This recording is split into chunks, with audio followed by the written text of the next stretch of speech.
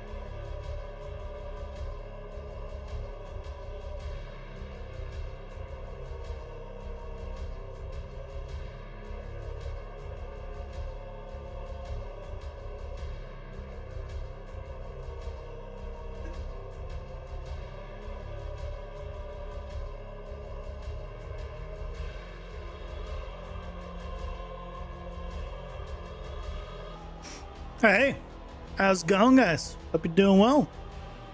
Happy Monday. That didn't make it any better. My hair is always a mess. How's it going, guys? Hope you're doing well. There's no saving this thing. Hey, Rain, welcome in. How's it going? Hope you're doing well. Did I bring your tea? I don't know if I own tea. I don't drink tea. Hey, Leo, hey, guys, welcome in. How's it going, guys? Hope you're doing well. Time to go bald? I mean, at this point, I could just wear a hat. Hat seems easier. I'll be honest. Compared to a shaving means I need to go to the barber, probably, to do it properly. But if I'm doing that, then I might as well just get a haircut. So,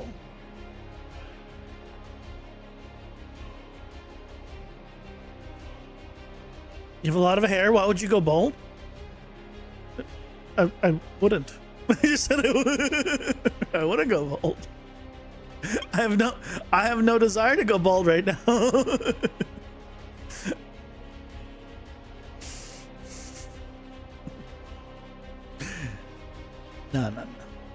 No bold.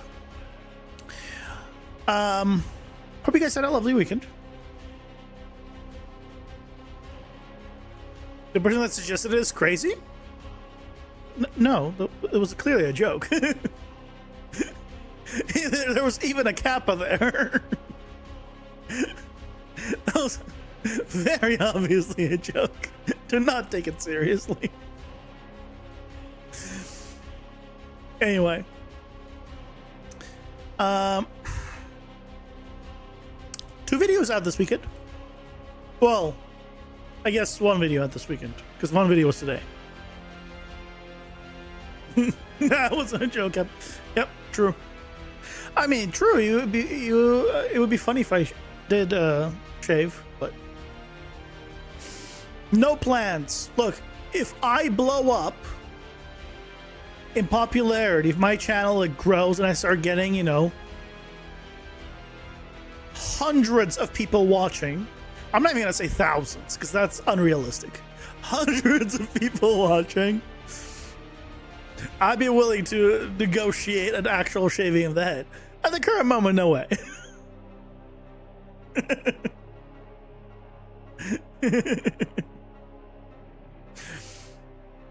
I mean, to be fair, the hundreds also is unrealistic, but, you know. You have 60,000 subs, why do you think you're not popular? Define popularity, right? If I had 1 million subs, would I be popular? Everything else stays the same. If I had 1 million, instead I had 1 million subs in that number, would that be popular? Because to me, the number of subs doesn't matter. Because what matters is how many people watch the videos, how many people engage, how people here in the stream, right?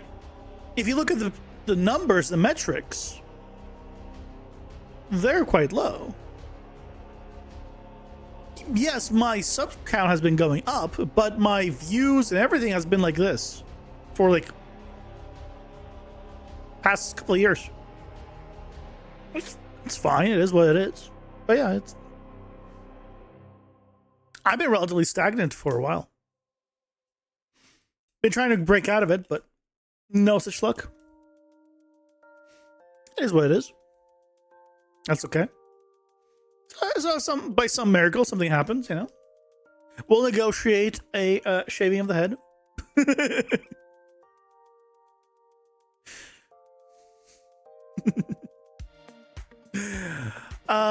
But devlog came out. Got that recorded. All's good there, except there's bugs. And I want to fix the bugs. So that's going to be our primary thing for today. I want to fix as many of the bugs that I found and see if we can figure out what's causing them. The other thing is a little preview for Sunday's video. Look. Partition spline meshes.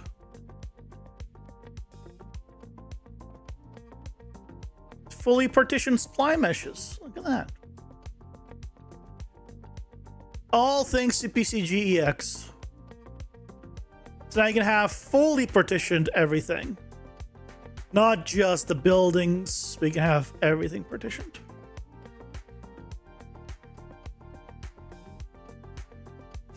Heck yeah. It's relatively simple to set up too. So yeah, that will be a little demonstration for Sunday, and I'll see if I can throw something else with it because this is quite simple actually. Like I think it would be like a very short video. Some things need to be adjusted, like for the splines themselves, to kind of fix stuff like that. But yeah, good stuff. I just want to show a quick preview of that for Sunday's video. But we're not here for that. We're here for this. So the first thing I want to fix is one of the enemies. Why do you? I mean, I don't think it's just you, but why? Like, why do you stop attacking? Like there. Oh, but okay, that one's animation's being loaded. Hey, Kane, welcome in. How's it going? Hope you're doing well. How good would this approach be with high detail buildings and inside decoration, etc.? Maybe it's possible to spawn it like it isn't rendering the inside when the player goes in or not. So the way I would do it, and I need to find some assets that have interiors or something. Okay, there you go. He got stuck. So the way I would do it is through instanced actors. So all the buildings are just instant static meshes from a distance, and as the player gets close to them, they'll become the full thing. So, alright, so if they have some kind of blueprint logic or anything you need, it'll have it at a distance to the player. Otherwise, it's just an instant static mesh. And if you need interiors, that's where it would swap to, right, the blueprint one that has a door they can open. And then you could also, on that same blueprint, you can have the logic of, hey, when the player is specifically in front of the door, then it loads also the interior. You know, stuff like that. Because then you don't need to load the interior no matter what. Unless you actually need to access the interior. So that's how I do it. Should be relatively simple to set up. I have tutorials on instant actors too. Yeah, instant static mesh is just the outside basically, and yeah, I check out the videos. I have instant actors that gets you what you need. That's how I do it. I need to find something that I can use as an example of that. I haven't figured out what I want to do with that yet for the city, because I don't have something that could just, that's a good use case of that, but I do want to show it off. So you want a building to rotate while you walk? What? A building rotate while you walk, but also rotate sideways? It's like on the side of a cliffs? What do you mean rotate while I walk? Buildings don't rotate. Or do you mean in general? You just want something rotated while you walk? That has nothing to do with BCG. You just make the logic and the blueprint, and it will do whatever you want. BCG doesn't have anything that does over time. It just spawns the thing, and if you want to do something, you need to put that logic in the actor.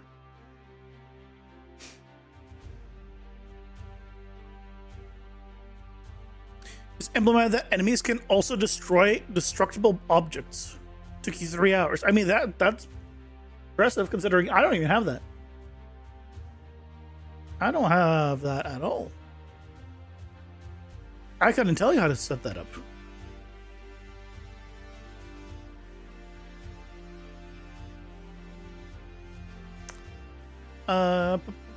So this has reset index. I think what I need to do really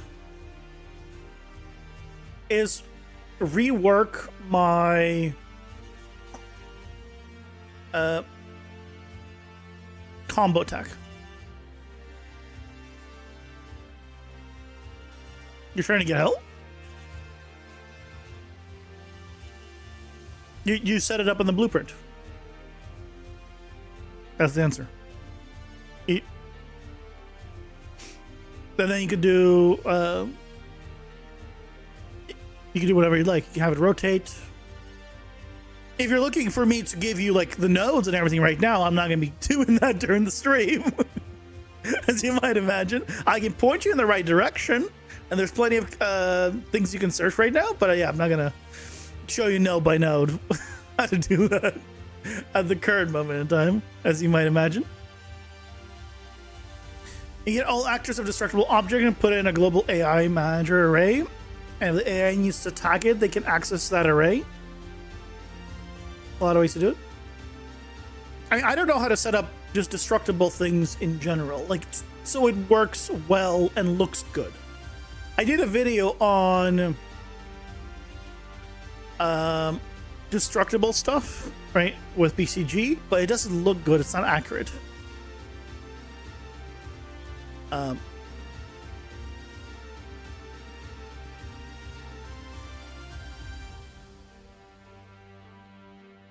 So I need to look into that. But the thing we gotta work on is this freaking attack combo system. This increased combo, yeah, all this. We need to fix this up. Fix up this as well. Why is this a custom event?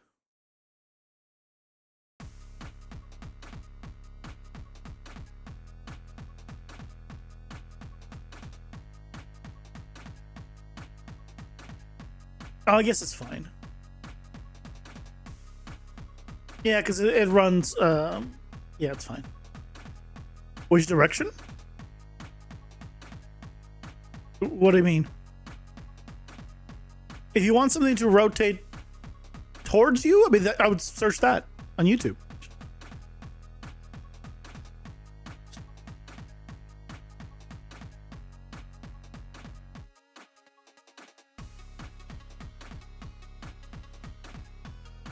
Kind of like UE5 rotate towards player, and you'll get a bunch of tutorials.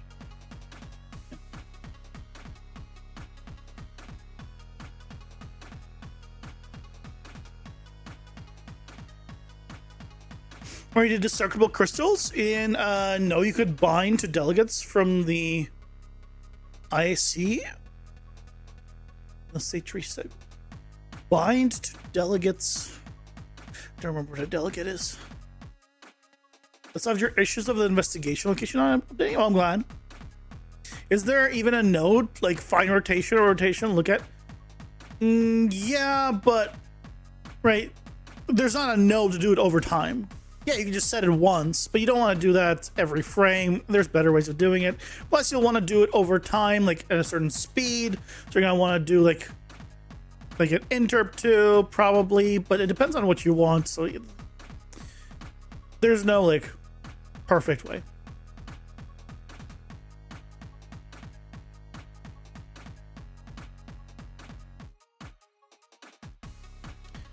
Oh yeah, why is this reset index? No, reset index shouldn't be at the end. Yeah, this needs to.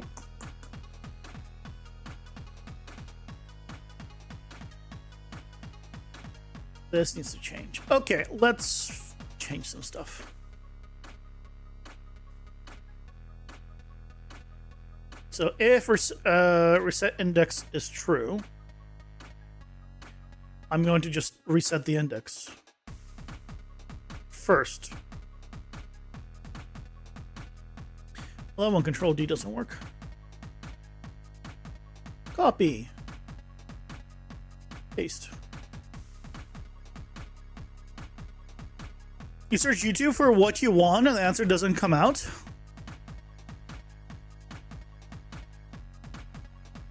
Just trying to be funny. We were replacing a squirrel with a world building. It was like a oh, okay. Got it. Yeah, so figure out. You gotta figure out what you need. Like if you want something to look towards the player, then you search. Like that is the very basic like breakup of what you're trying to do, right? Search like look towards player, and you can search that, and you'll get the like. You'll find things that look towards player, or maybe if that doesn't find you the thing you want, maybe you just try look towards object, or look at, or right. You just start going down like synonyms, effectively, of what you want, and one of them will find you something, so you go and have a direction to go, and you go from there.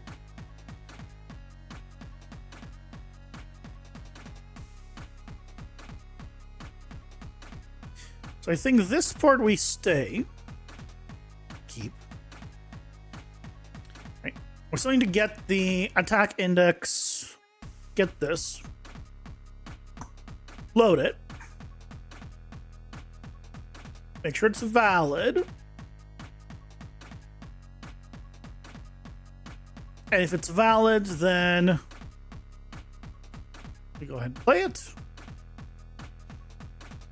Gets the attack, I'll complete it, and it ends the attack.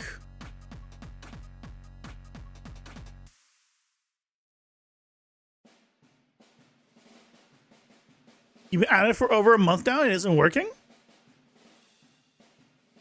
I mean, I'm not sure what you're asking for, right? I'm sorry, but you asked how do you make it look towards it, and from my understanding, you just want how do you make a building look at the player? I showed you the video. I don't know what else you want from me. I'm sorry, but I don't know what you want from me here.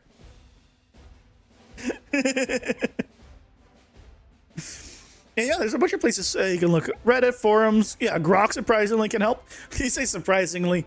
I mean, at this point, considering how much I use it, it's a staple here on this channel. Then we have reset combo.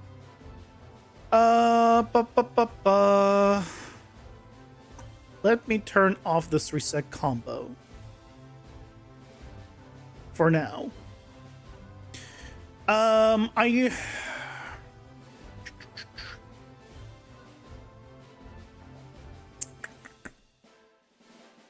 don't have. Okay, we'll keep the combo triggered.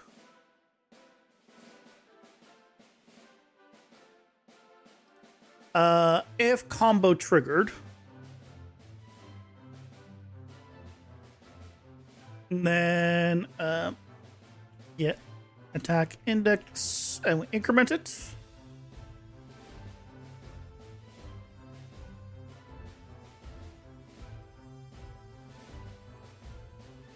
Otherwise, reset it. But I need to know if it's an enemy.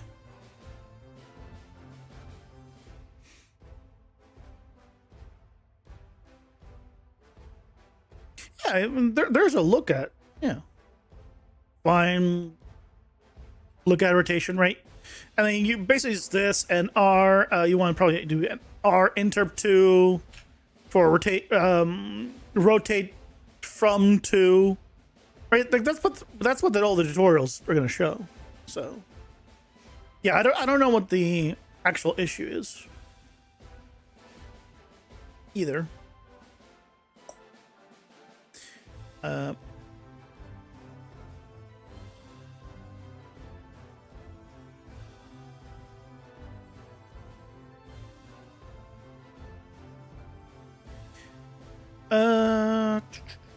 Okay, let's do this.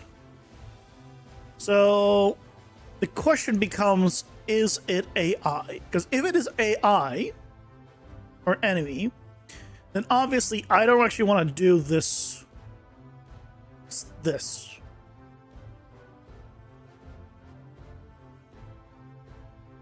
So check if it is an enemy.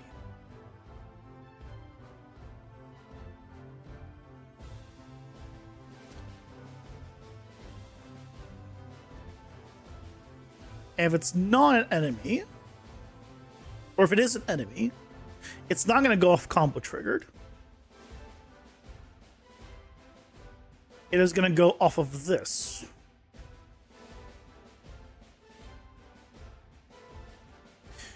And then we check if this is, yeah, it's going to go off of this.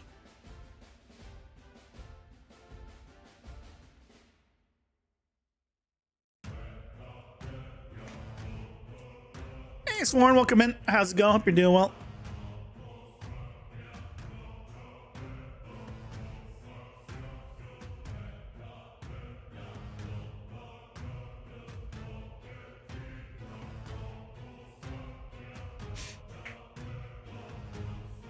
Change that approach. It was still just attached to the actor and not mess with gravity. Yeah, remember I showed the little demo that you can do it through traces and not mess with gravity. That's another way of doing it. There's multiple ways. I would look into how other games have been doing it.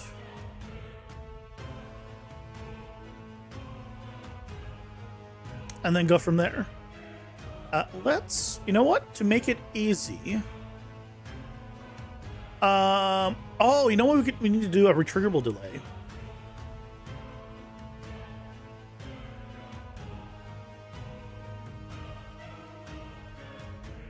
But here, check if this is, I guess, last index. If this is greater than this,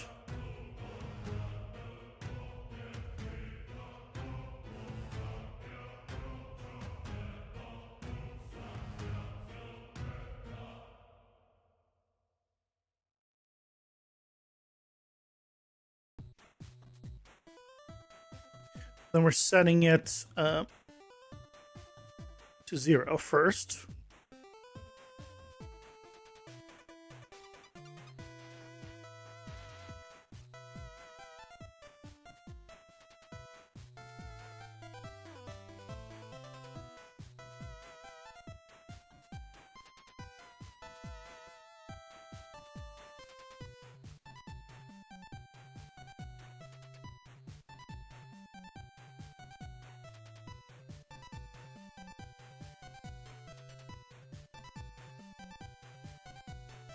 All right, let's do one of these. This up. So that way, if somehow we're above it, then we're good. Yep.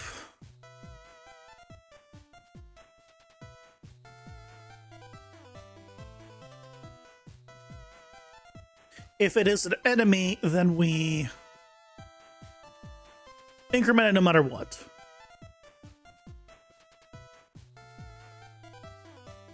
I was only set up for enemies for now. And then if... and then we do a triggerable delay.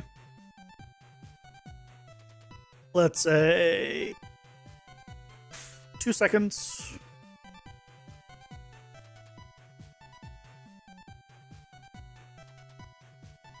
There we go.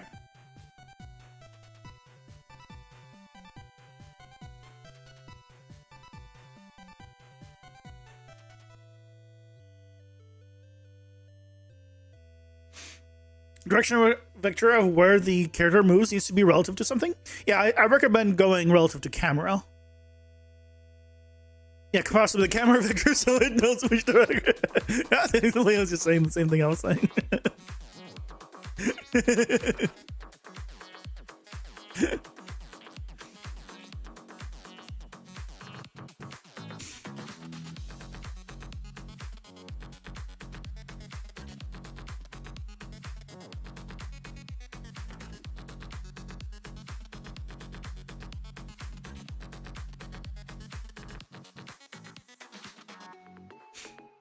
Character is going to be getting an offset from the object. Yeah.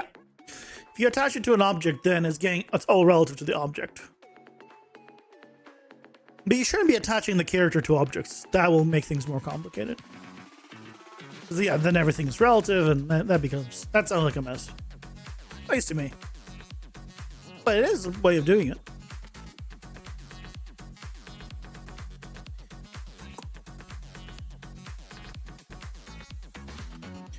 So theoretically now,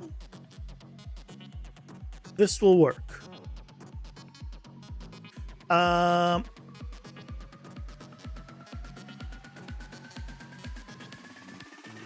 1.5 seconds. So I'm no longer using this reset combo. Where am I using this?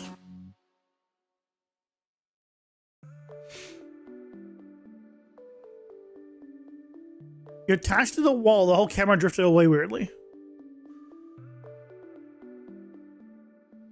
What? Why did you attach to the wall? Or do you mean like you didn't mean like actor attach? Applying adhesion force. I haven't heard of that.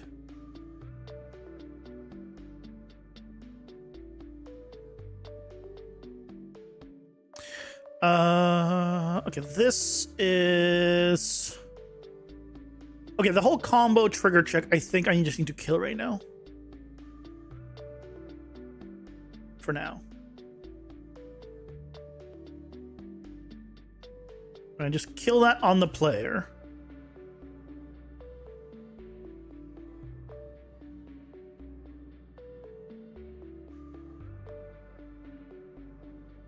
And then we can kill this entire thing.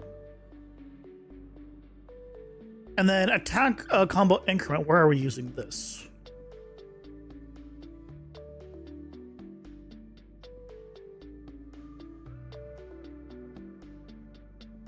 Well, obviously here. Oh, and on the attack notify state. But that's it. So, since I'm not going to be using that, let's get rid of this.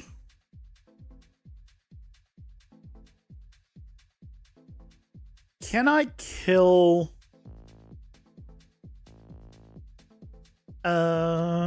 Actually, I'm not going to kill...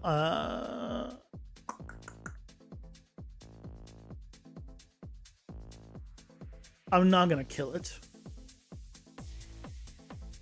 All I'm going to do is do the combo input check. For now, just to set it.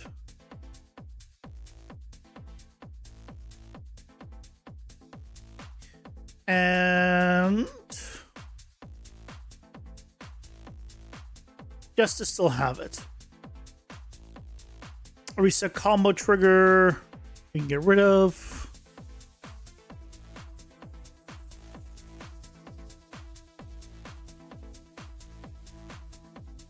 If you don't see any channels, you can go to channels and roles and give yourself the role. I guess if you're doing game dev help, then give yourself the game dev role. Say you're interested in game dev, and it'll open up those channels.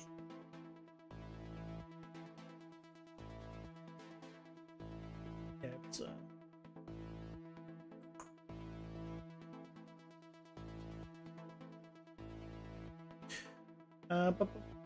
it's right on top. It's this channels and roles.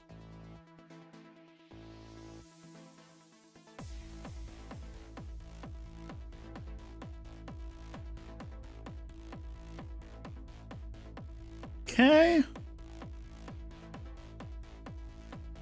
Oh. Yep. Those can go away now. Excellent. Okay, so for now we're keeping this. Do I need this? Am I using this somewhere? No, it's not being used anywhere. Get rid of this.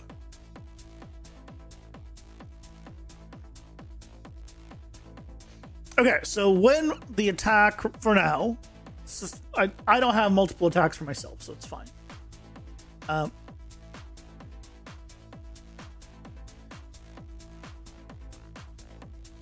If I'm saying reset index, it'll just go to 0.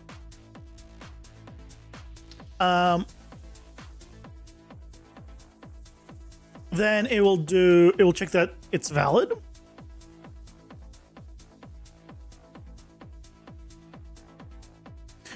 If last index is not greater, let's oh yeah, if last index is less than, yeah, this needs to be less than, because that means the attack index is too high. Then reset it, and then get whichever one you need, whether it's random or not. Make sure it's loaded, play it.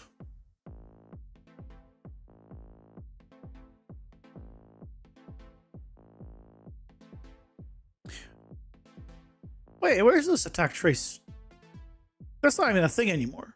This whole attack trace timer is not a thing. It's not even on here anymore. That's part of a separate system that we now migrated over, so we can get rid of that. So then we have an on-attack animation, and if we want to do something there.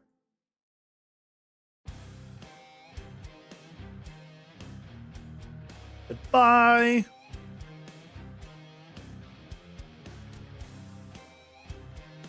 Load on the fly wouldn't cause some flicker every now and then. Loading what on the fly, Sworn?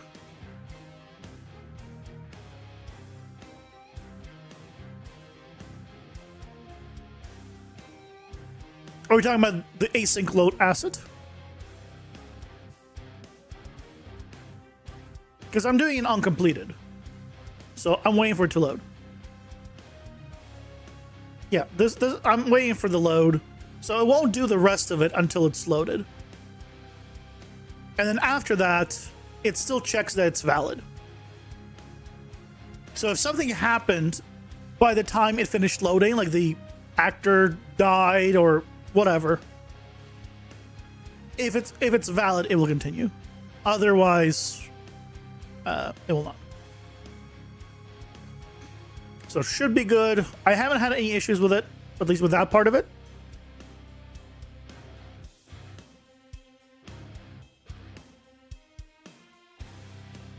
So I think we're good now. I think we're good.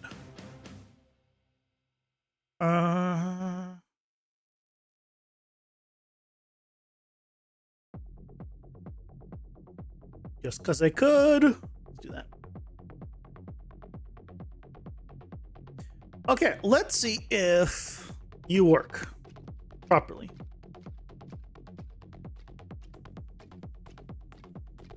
Why are you still idling?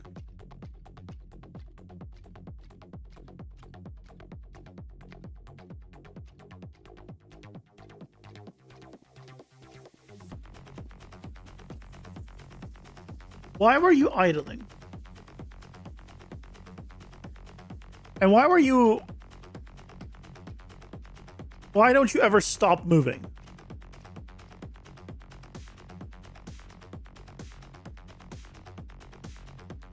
So you're working fine right now, but when you go here... So what's happening, I think...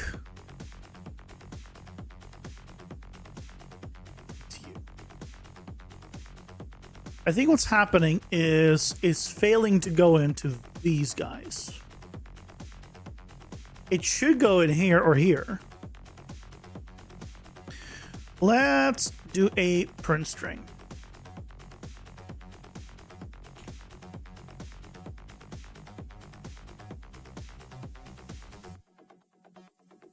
Half second, so that way it's the same here.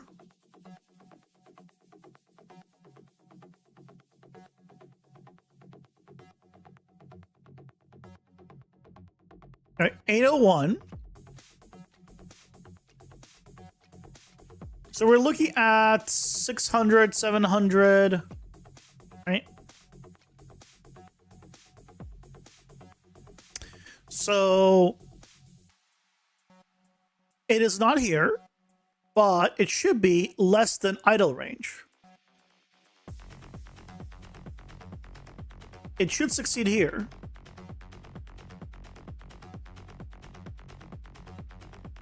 Oh, but then the condition here is probably what's messing it up. So then here I check if pathfinding distance is less than the chase range. So we need to go into combat and moving on the ground, or I just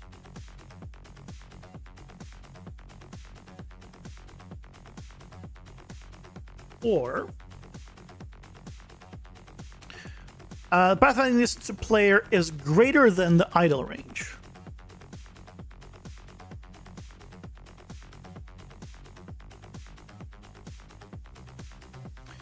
Which means it should go to idle.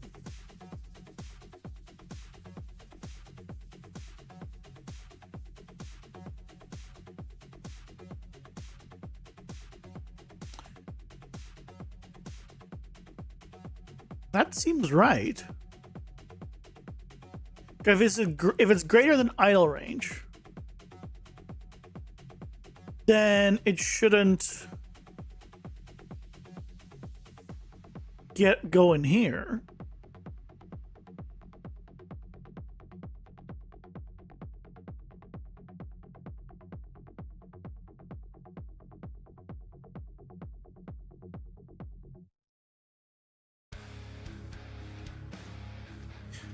So why is he never stopping?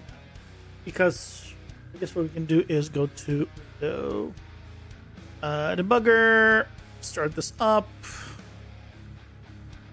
play.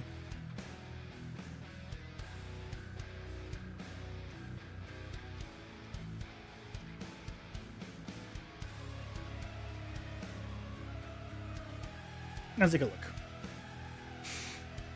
What is going on here?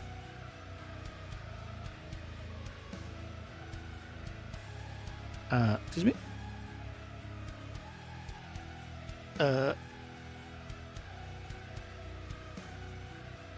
Why can't I click on this stuff? What?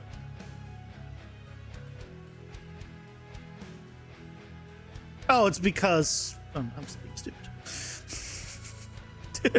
I have to be on the actual frame. Untick go to state root. Flow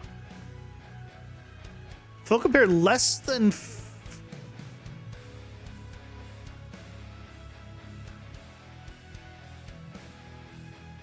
No, not this one. Oh, hold on.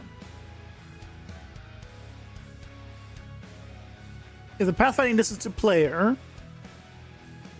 is less than idle range, yeah, then it should go to. That's correct.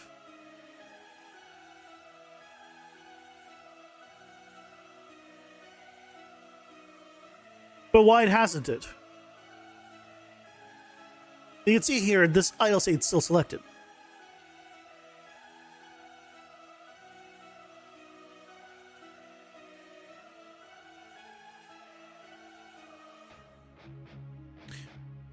Oh, wait. It's failing to go into chase group because of the tag? Well, hold on a second. Did I understand this right? I thought this was an or and this. Or do I need to do one of you? It's or and now. Maybe I need to have this indented. I thought every time the or happened... Oh, now it's working. I thought every time the or happened, it made a new one. Like or and, or and, or and. But it seems like that's not the case. So that's proper idle. I move a little bit and now he's doing his proper thing. Okay. So that's what it needs to be. Whenever I have this, I need to indent it, which means I also need to indent these guys. So on every single chase group, for all of them, I aim to indent this. Is there another one that I'm doing this on? I don't think there is. I think it's just that.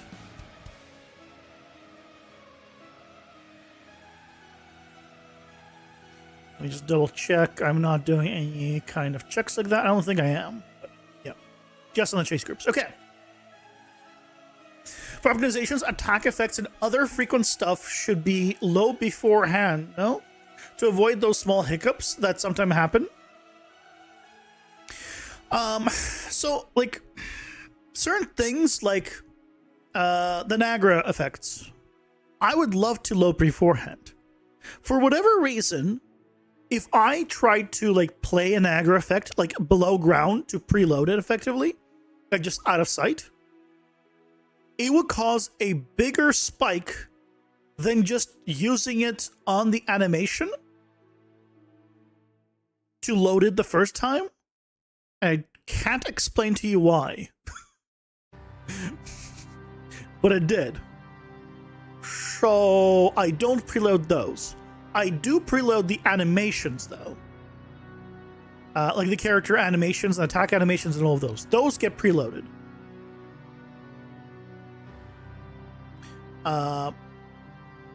But yeah, I don't know why. Unreal Binary, yeah. But I tried like spawning basically the trying to see like what abilities have like what Nagra effects and just spawn them below ground. like when you pick up the weapon. The problem was it just caused a much bigger spike in performance than just playing it. Can't explain why. And then I can't just like load it like then during the loading screen. Like, hey, it's a loading screen, just load it there. Hiccups don't matter. Because you can swap weapons during the run. And because you can swap weapons during the run, they will have potentially different effects, which means you have to load them. So, at least for the effects, there's no preloading that I can think of. But animations, I do preload.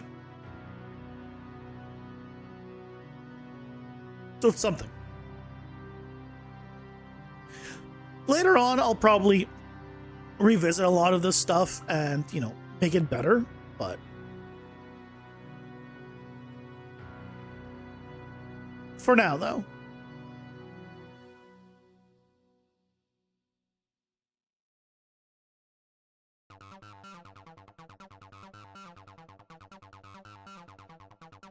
We have to deal with good old Unreal quirks.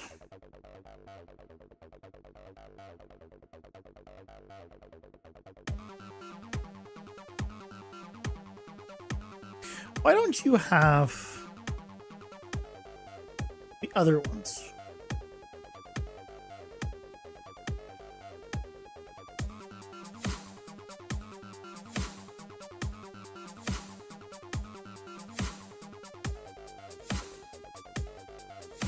But what? I just copied.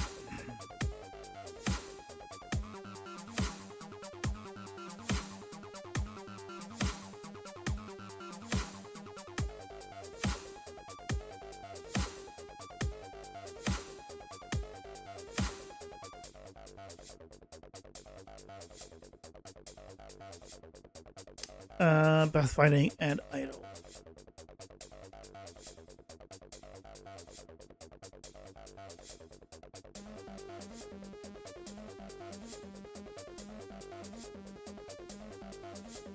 You always make a condition, task condition, and code there. You found hard to use the conditions on the tree editor. I mean, you're smart and you can do programming. I'm not smart. And I don't do programming.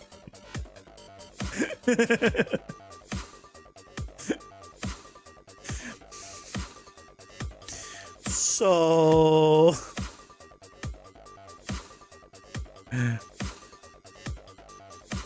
Yep.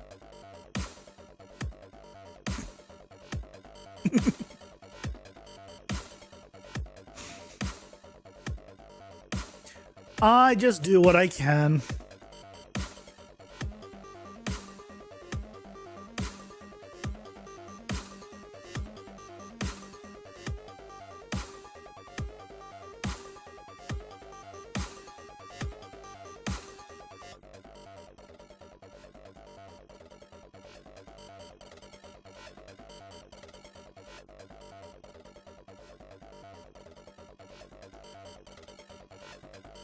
The next thing on the editor tree that you have is just easy to make a mistake.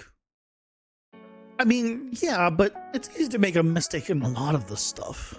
Let's be honest here. All right, like, but once you have more practice, then you start making less mistakes. Like, I can't explain to you how the hell this is not set for every character right now. But clearly it wasn't. And so now I'm setting it for every character.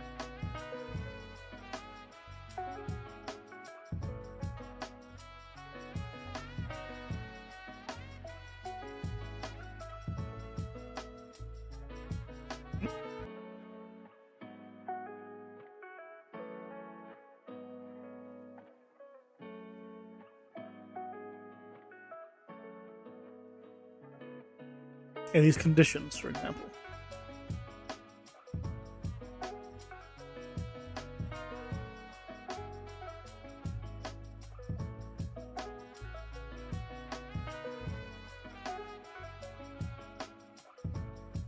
Hey, Sermon, welcome in. How's it going? Hope you're doing well. Just preference, results the same? Yeah. And as I always say, it doesn't matter how you get there in the end. The process doesn't matter. You can make the entire game on tick,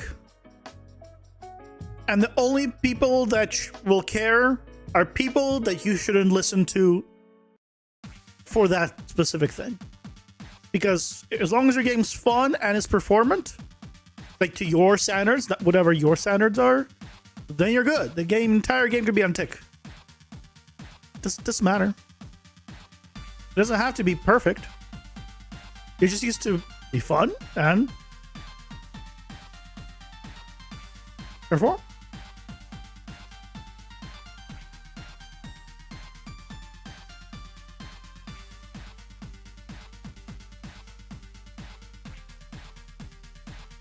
I need to code for the conditions, just another task like a normal blueprint. Oh yeah, I have tons of custom tasks. Custom tasks, custom conditions, evaluators, yeah. I have all the things. Tasks, evaluators, everything you could possibly dream of. I think I got them all. Just double check.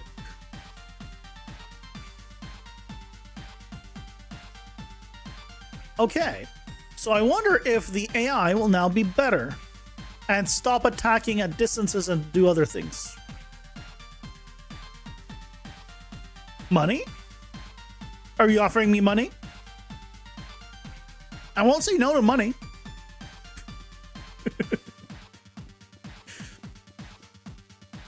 Hey, Gloam Dust, welcome in. How's it going? Hope you're doing well. Big true on tick. Tick has its use. Just be careful with it. Yeah, absolutely. If I need something to rotate over time, I will use tick and like an R interpt to make it rotate, you know, over time. Very handy for that. If it's something that I don't care about the rotation, or like I don't care like how clean the animation looks, a lot of times I'll do a timer and just set it to 0.01, so at most it'll be 100 times a second, and I'll say once per frame. I should remove that print string, but that aside, yeah, that looks pretty good. That works really well. Want a Pokecoin? Why do they attack? Why are they aggroed?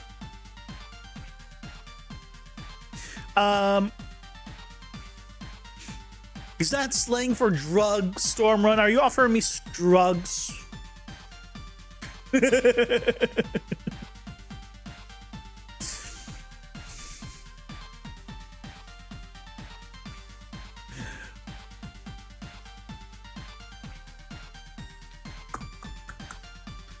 So if pathfinding distance is less than the chase range, it'll go in here.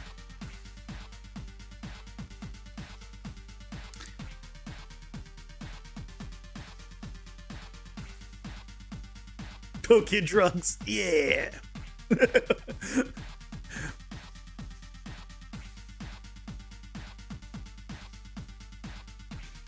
Why do they attack when I'm so far away?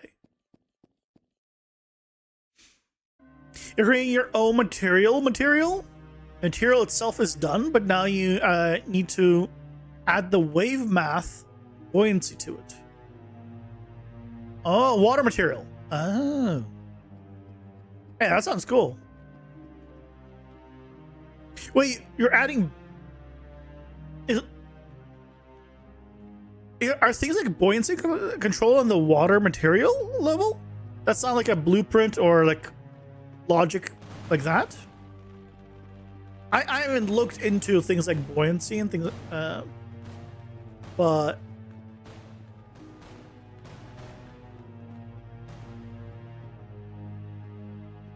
Right there, they attacked. Why did they attack first? Why are they attacking?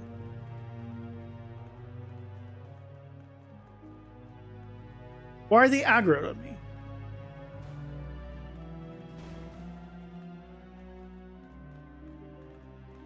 Wait, why are we getting a bunch of zeros?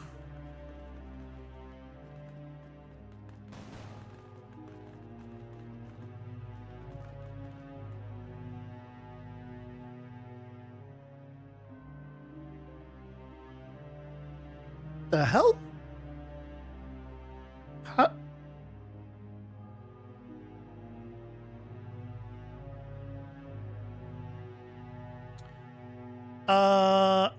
Hold on. If path length is equal to 0,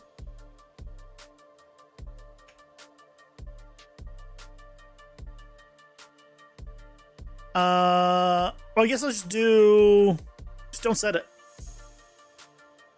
No, let's set it, but we'll set it to be just distance to player. Or way too high. So if it's not equal to 0, we use the rate value. If it is whatever it is, it'll be just like way too high.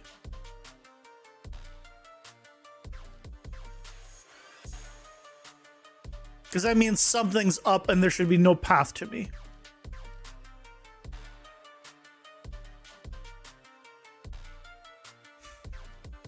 Your water is fake AF. Hey. Sometimes that's all we need. We've been playing with an invisible plane underneath to walk on with a swimming enemy. You don't actually need a plane if you want to walk on something. You can use blocking volumes.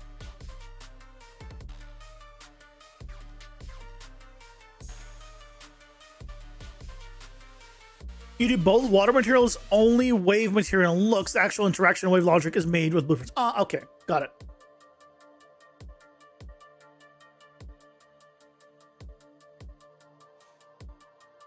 Yeah, if you wanted,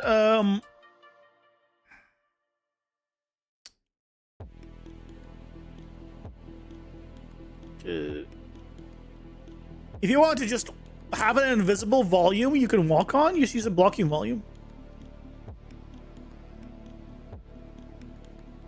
Blocking volume is just invisible, but it has collisions. It's just, it does, I mean, a lot of times it's just used for walls, but like, you can just use this if you wanted to. Right. Right, you can see here I'm like floating above. Now right.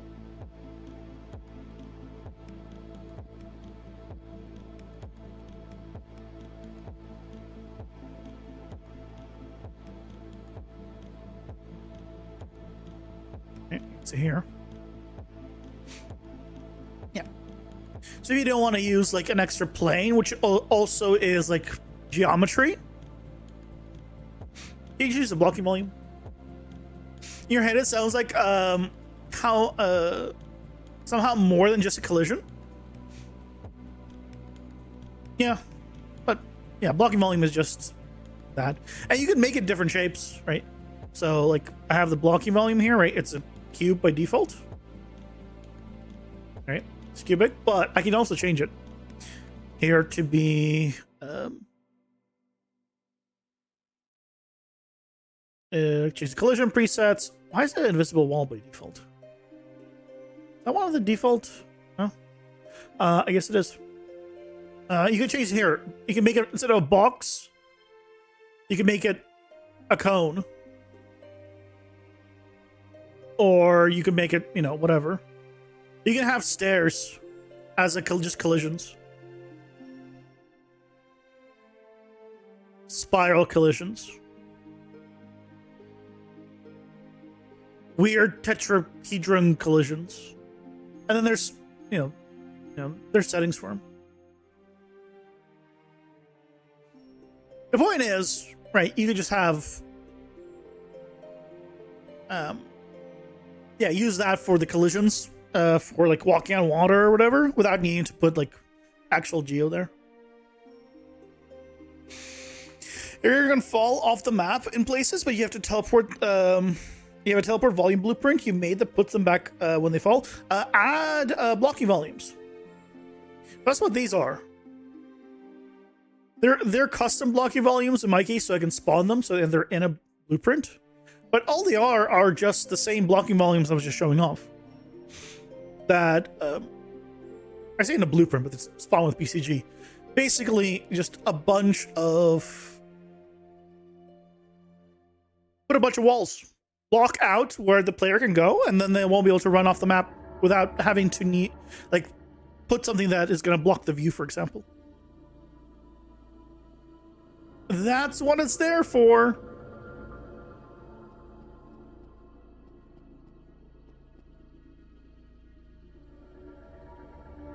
Nope, ads.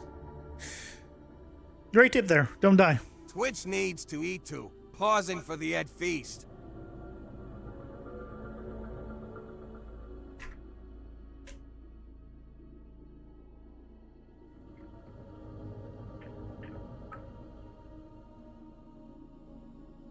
Can run with moving foliage? You mean world position offset? Yeah, absolutely. If you mean like a movable object, absolutely. Either way, absolutely. Your hedge mazes warning of non-nanite materials? That's a different thing. That just means your meshes are nanites, but your materials don't have the checkbox that say support nanite material. It's just a checkbox on your material. Search nanite in the detail panel. You'll see it. Just make sure it's on.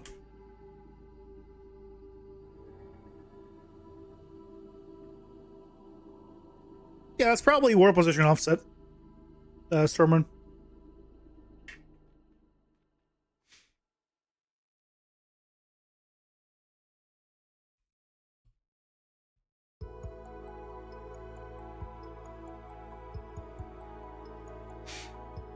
We'll see if the AI stuff is fixed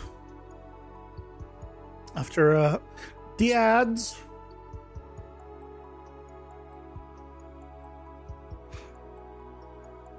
Yeah, I use world position offsets and nanite at work. No problem.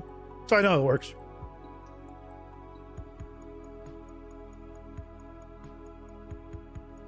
The only thing with world position offset is keep in mind that it is more expensive on the number of objects versus the number of tries. So one object with 1 million tries will be less expensive in performance than 1 million objects with 1 try using the same world position offset. Even though they're instance, doesn't matter. Oh, it might be if they're instance, will be a little less so, but even still.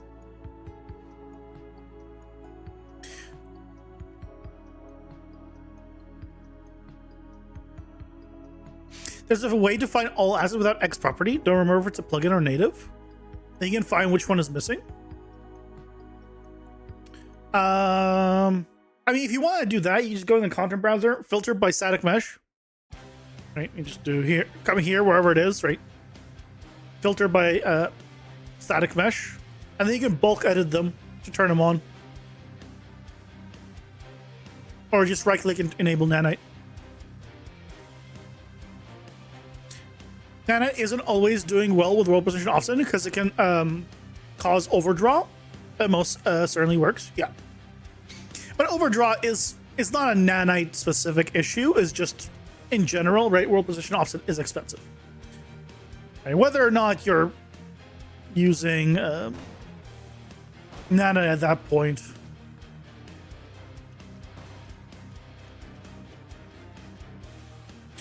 matters less. Yeah, I need a camera angle to look the other way. Like it seemed like it's okay. Oh, here we go. Oh, yeah, those guys they're not attacking. This guy got aggroed. Oh, those guys got aggroed. The ones in the back did not. Yeah, now we got aggroed. Okay, I think it's working now.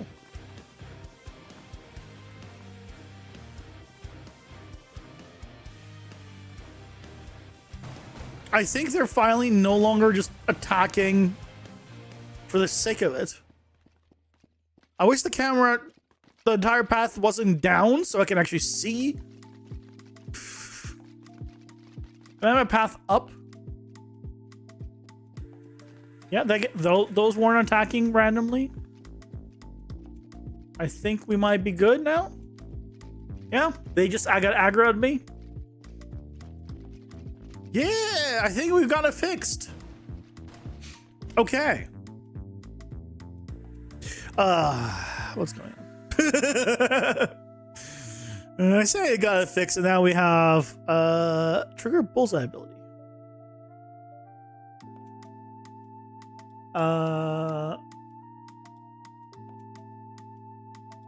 Okay. Well.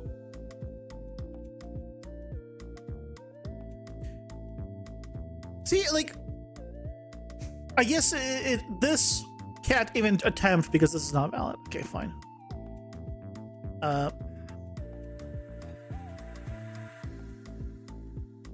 Fine, we'll do this. Solved. I'm gonna say that hey, it's a freaking message thing, so if they don't implement it, then it doesn't matter. But the problem is not it doesn't implement. The problem is it doesn't have a target proper.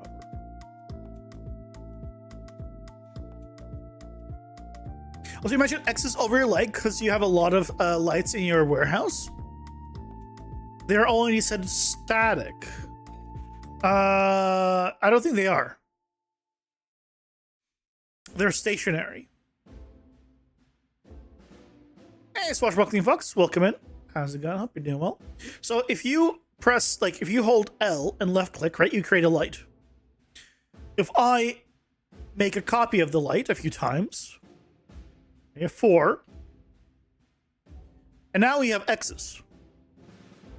The reason you have X's is because they're stationary lights, and you can't have too many overlapping stationary lights.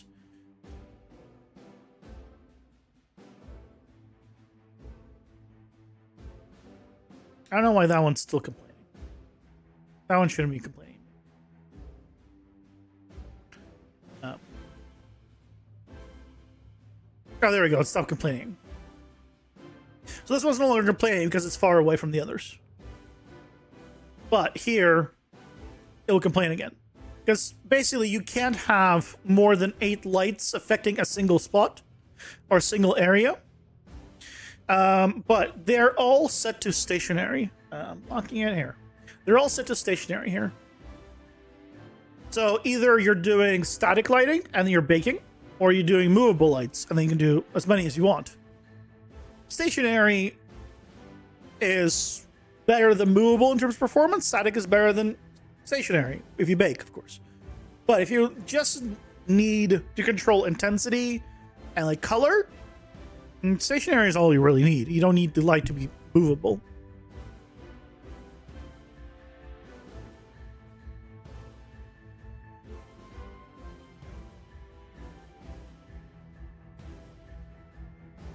Yeah, you basically, if I have this, just take this, let me copy a few over here and move one over here, and I forget which view is light complexity. Light complexity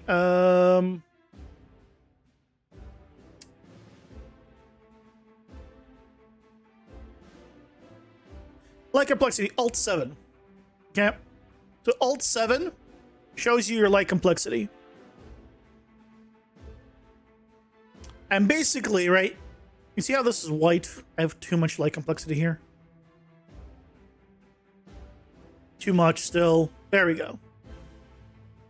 So effectively, as long as I don't have too many lights affecting a single area, I'll be fine. As soon as I start having like more, you can see this one turned off. I get rid of this and it's fine because it's just this is too many things affecting the spot. If I get rid of this, that right, we'll be fine. So alt 7 is the hotkey.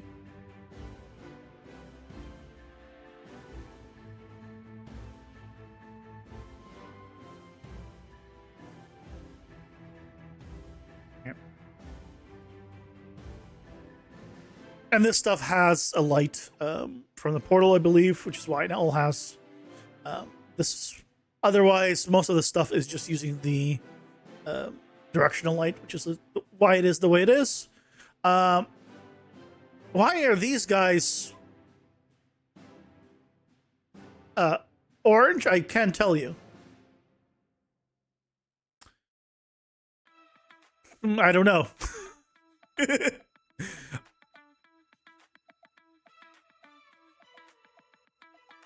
Oh, I think it's because they're being affected by a light function.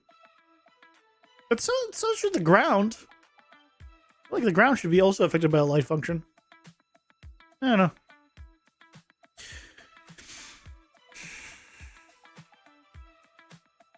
Does the light does spawn the light, then set it to stationary, actually gain anything over movable? Well, yeah, it's less computational. It's a little cheaper, performance-wise, than movable. But it has limitations. You could, and some benefits. So a stationary light will bake static objects if you do baked lighting, but will also cast and light things as a movable light for dynamic objects. It does not support light functions, though. That is movable only. It also does not allow you to actually move the light or adjust anything dynamically on it aside from intensity and color, if I'm not mistaken. But that either one of those values will not affect anything on the static side anyway. So, but it allows you to have, if you had a character run through a hallway with a stationary light, you can bake the entire lighting for your environment. So it's like locked in, so that's your lighting, but you will still have character shadows from it. So you'll get the performance benefit of not needing to light that entire environment because it's already baked. If you go full movable, right, everything's fully dynamic completely. If you go static, then you have no shadows for the character.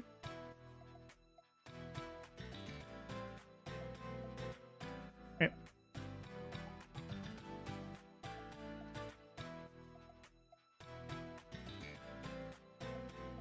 You know, Haru, why? But you seem to have light from X lights.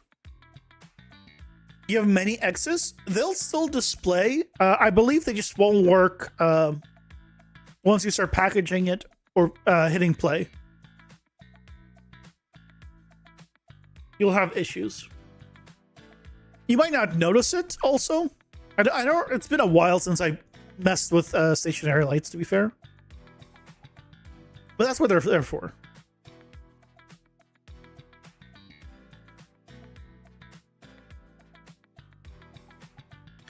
I might check if this guy's AI is now fixed. Oh, just testing a few more of these guys.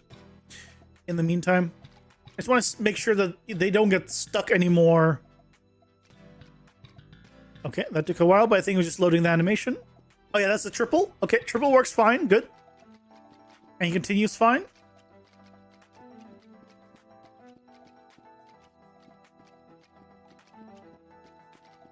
So the correct path to fix your lights is what? You can either reduce the amount of light, overlapping lights,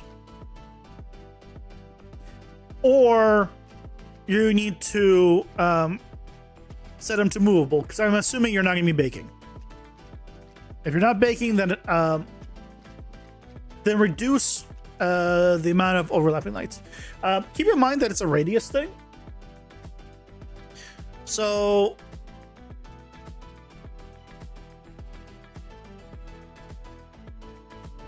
what the hell? Okay. I love. Oh god, is the website having issues?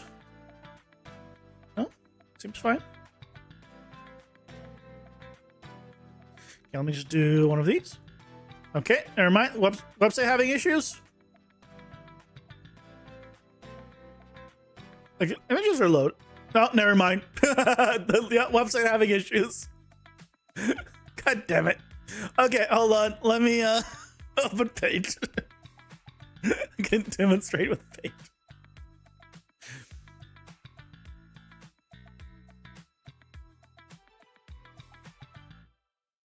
Yep. Okay.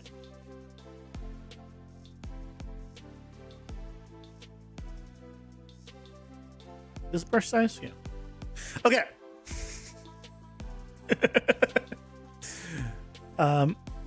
So for stationary lights, right? They have an attenuation radius. So this light fills this area. You can have another light over here that fills this area. And another light over here that fills this area.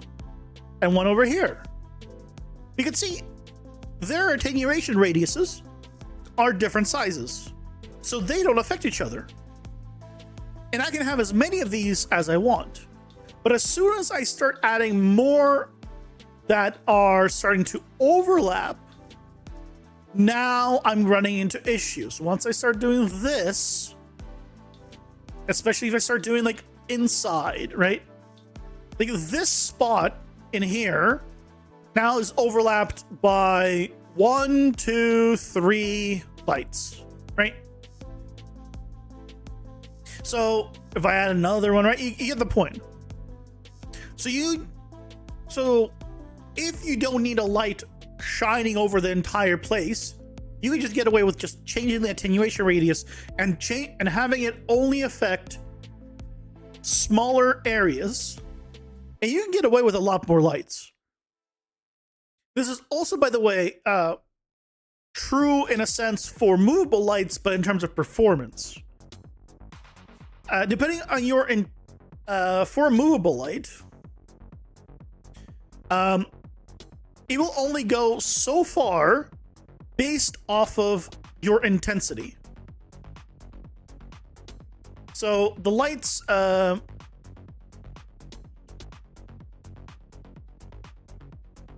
intensity, right, will tell it how far it goes. But that doesn't stop you from having your attenuation radius be shorter or be way too far, like all the way out here. But if it's not a strong light, it just will never reach all this distance. But it's still being computed from this light, even when it's movable.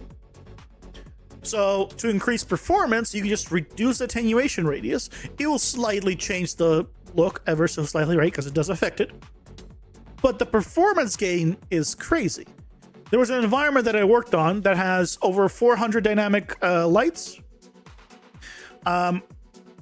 And by just adjusting the attenuation radius so they only affect really small areas where we needed them, get away with tons of dynamic lights.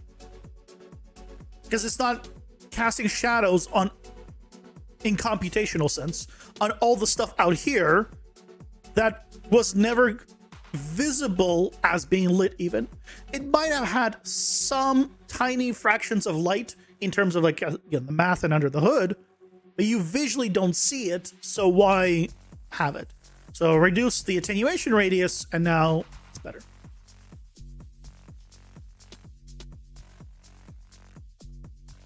Hope that helps.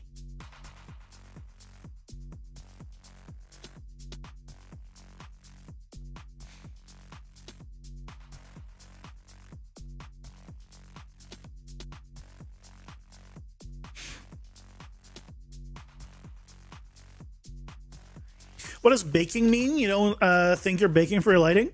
Baking means effectively not using lumen and not using any dynamic lighting. Well, it means not using lumen because lumen does not support baking. So as long as you're fine not using lumen, you can bake your lights. In which case, if this had baked lighting and I moved this box, you still see the shadow of this box underneath it because it would have been baked. It's not dynamic anymore. Great for performance.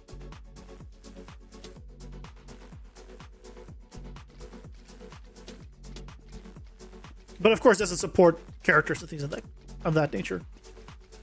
That's why stationary lights kind of do both.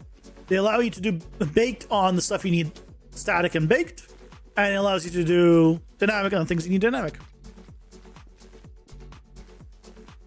Okay, it seems like they're actually fixed.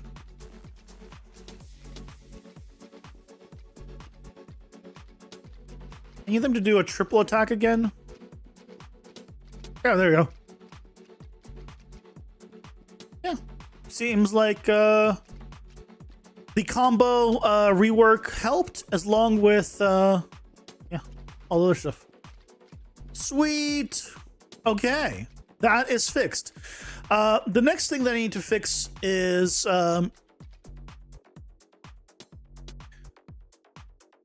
the Embertooth enemy, the one that spawns fire and ground dots.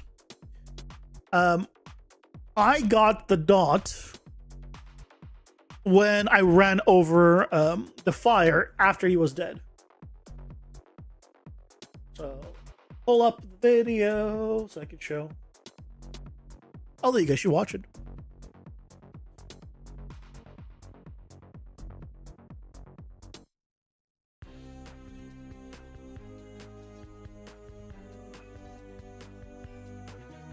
Da-da-da-da. Let's see if I can find the spot.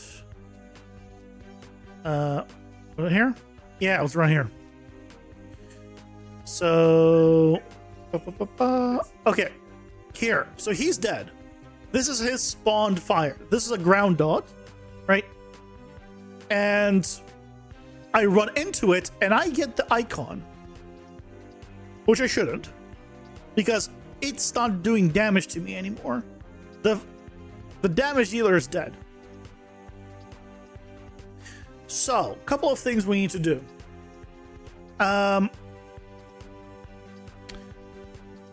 First, we need to decide what happens potentially if the damage dealer is dead.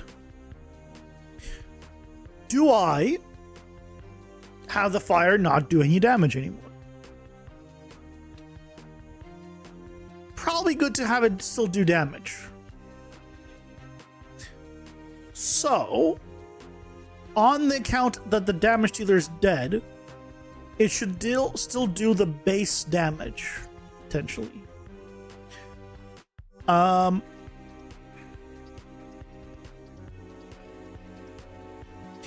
So, that's what we need to take care of. That's the next thing.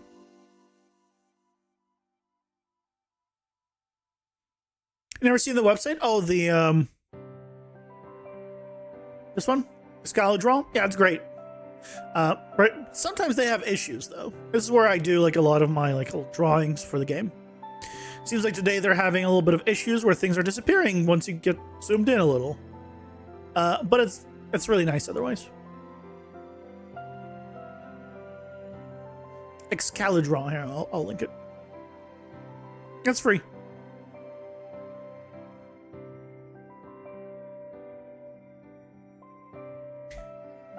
And I like free. Free is nice.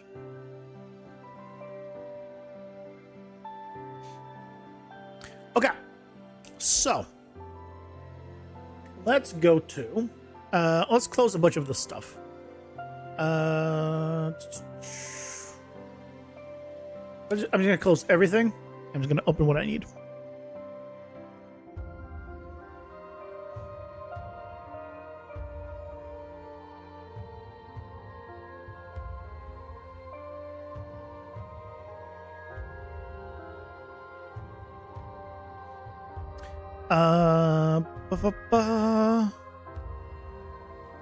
By the way, I am curious right now. If you're in YouTube and currently lurking, but watching the stream, can you type a 1 in chat for me? If you'd be so kind, I'm just curious. I won't even read your name. You remain lurking. I want to check something.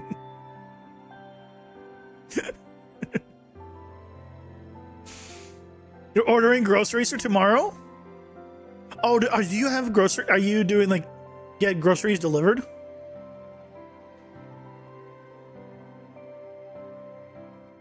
I have a grocery store around the corner, so I always go to the grocery store, sometimes multiple times a day.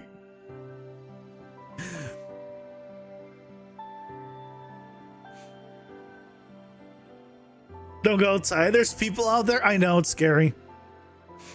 I can understand that. I can understand that.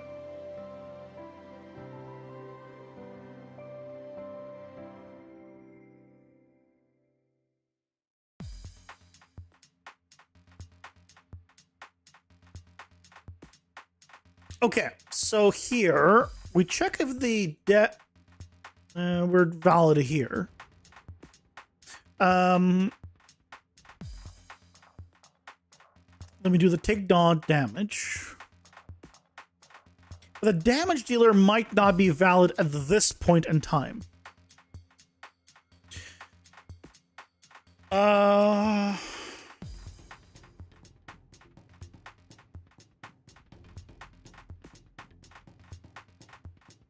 So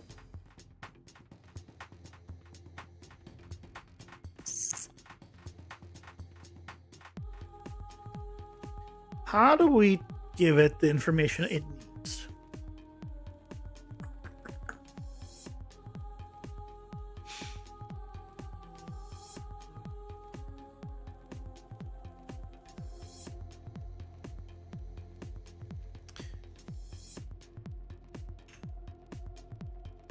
Because I use quite a bit of the information from there. Right. Like I get its gameplay tags. I get a lot of stuff.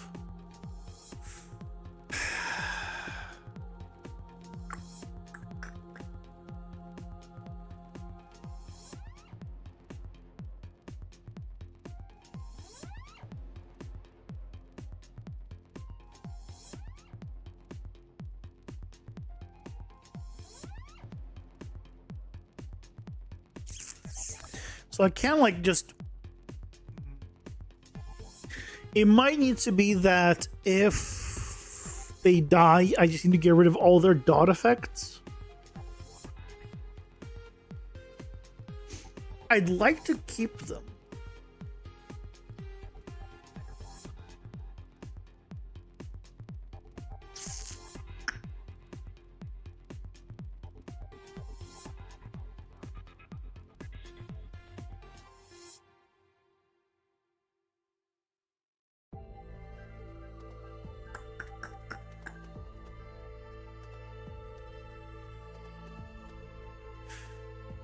I need a workaround. I might need a new option here.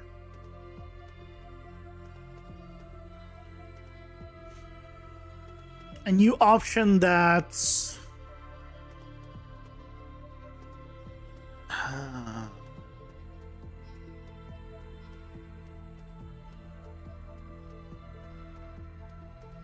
If it's not valid, I can do force damage and force damage override, but that still won't solve the problem.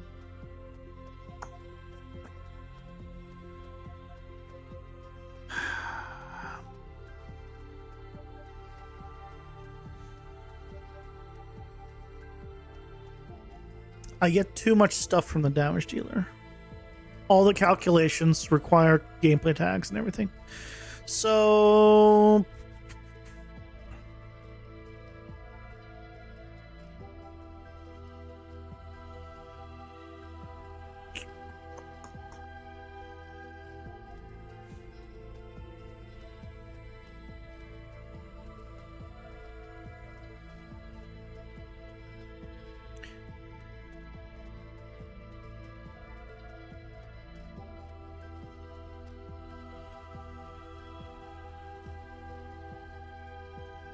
Okay, I think we don't do the damage. I think we remove the damage.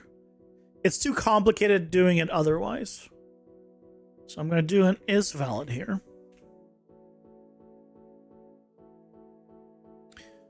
So first of all, we only do this if this is valid. Second of all, I shouldn't have gone the effect to begin with.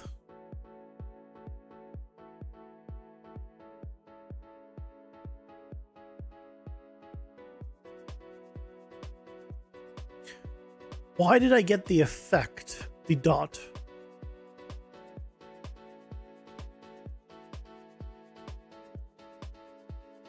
Because he might have still been an actor during this moment. So what I can do is check if it is valid, and also check he's not dead.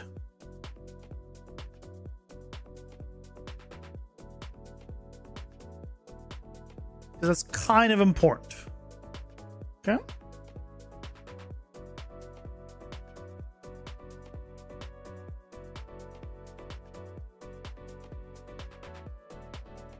Then here,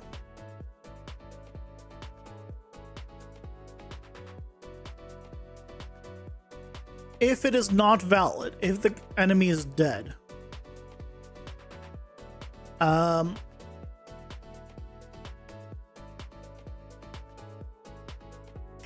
we call remove dot.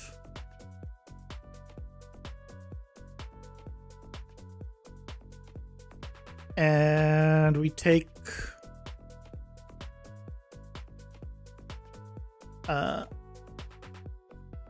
this dot.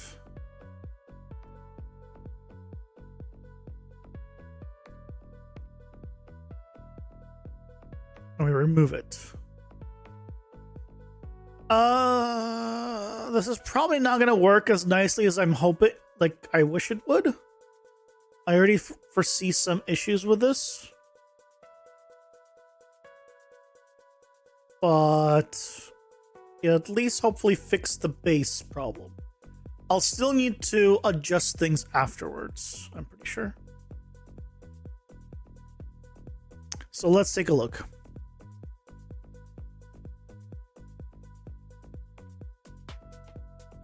Fire chicken! Let's make you an elite.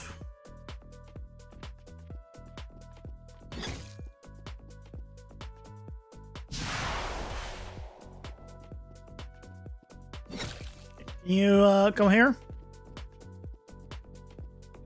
You should not really be attacking from that far away. Why are you attacking from that far away?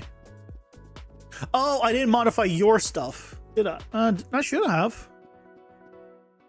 Why are you attacking from so far away?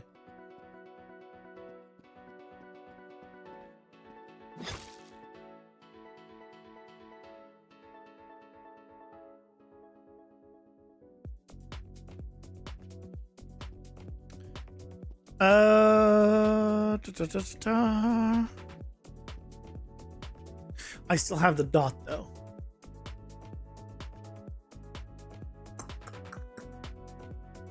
Why did I still have the dot?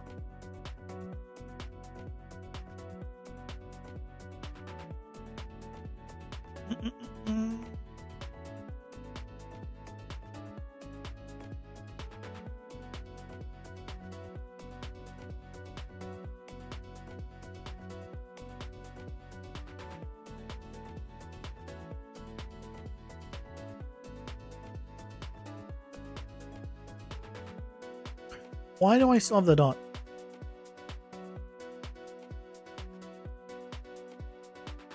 Oh, I need to get rid of not this gameplay tag.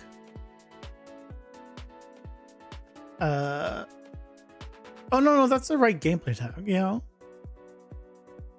No, that's correct. Either way, that should have gone rid of.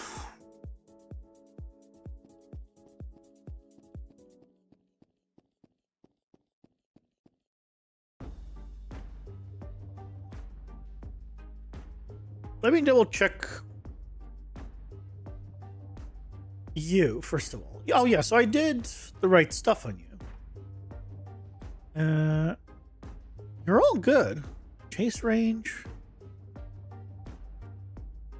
Go a little bit closer.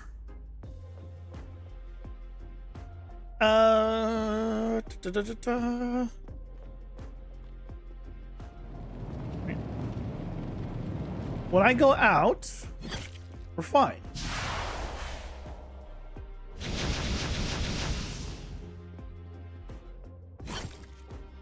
So I go in, I don't have anything.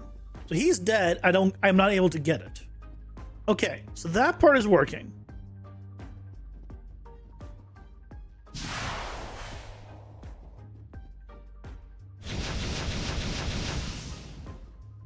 I need to get in there before he kills me.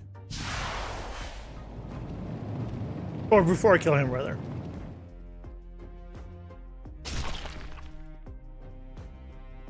Okay, I need you to move out of there. Because you're gonna need to spread the fire a little bit, please. You. Okay, now die.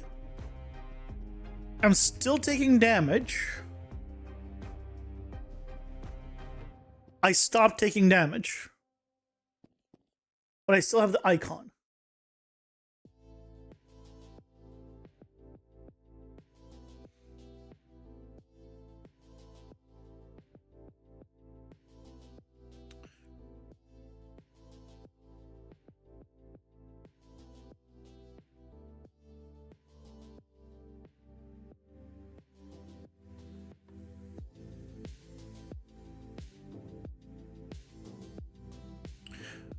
Why?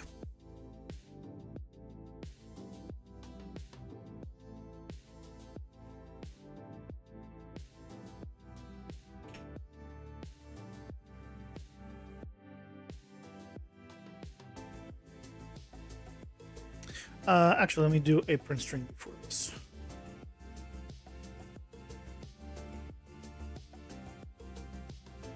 And print this.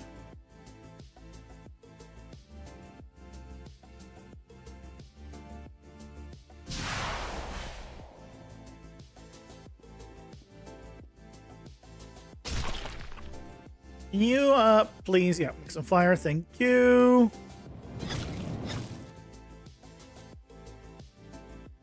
That was the right dot and printed. Oh, I'm not burning. Wait, did it just work? Did it just work?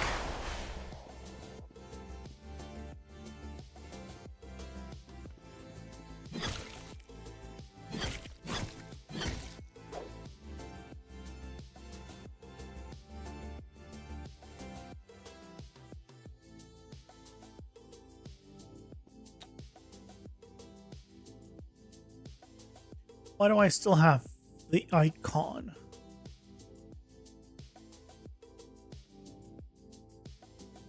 Oh, because this doesn't control the icon. Oh, hold on. Yes, it does.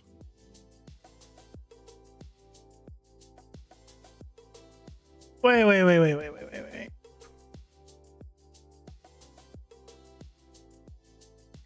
So I think this is doing the correct thing. But where am I doing the icon?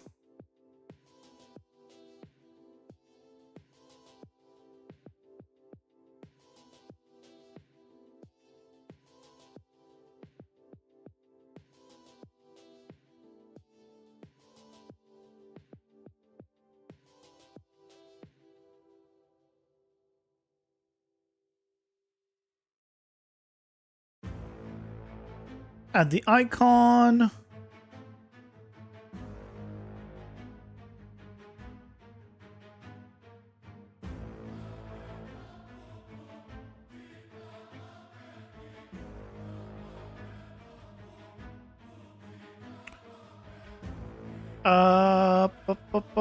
Hold on. What? Where am I removing the icon? Oh, hold on. Go to the floor dot. I think I confused myself. Floor dot. Here. On and overlap. Remove dot.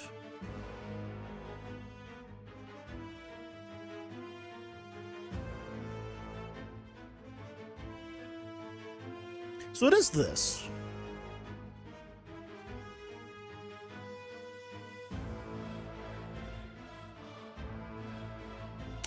What? Oh, it's because on this timer,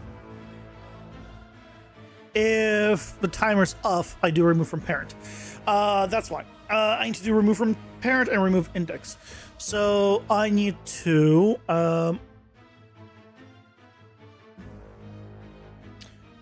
probably collapse this to a function here.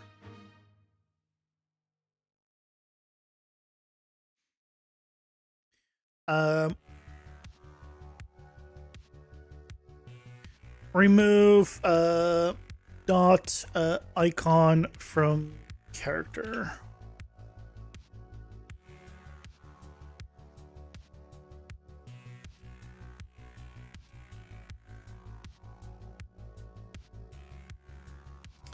So this first one is info, and the second one is .info x. Okay, because now we can use this here.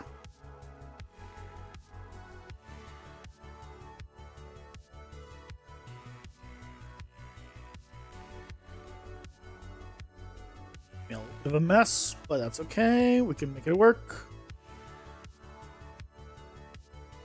All right, we use the index, and we need info. I guess, why am I don't need to send that through.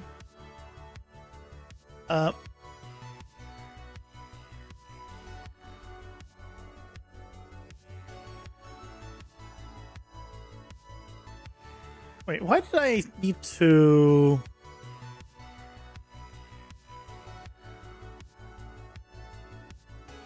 This is the same .info. Yeah, that's here.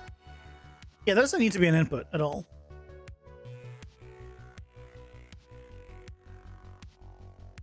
Go away. I only need the index of the .info.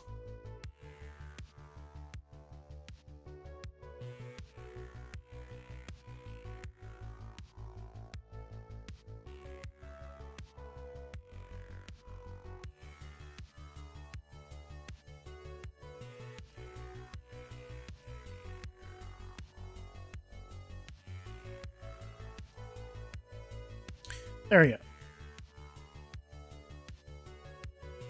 Yeah, there's no reason for that. Not for this one, at least. And now we can go to...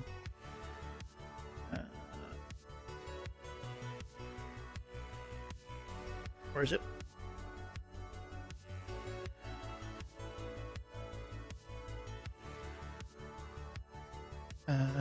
Not you. Oh, this was on the same section. I'm like, oh. I'm stupid. Why was I thinking that's this different function? I've been on the same function this entire time. Oh, stupidity has no limits. Okay.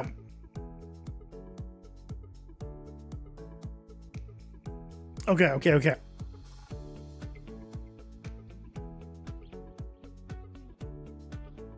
Let's see.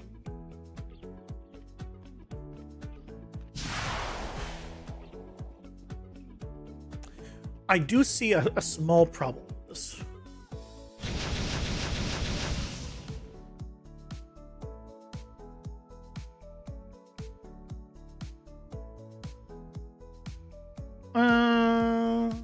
Why did I not have it removed?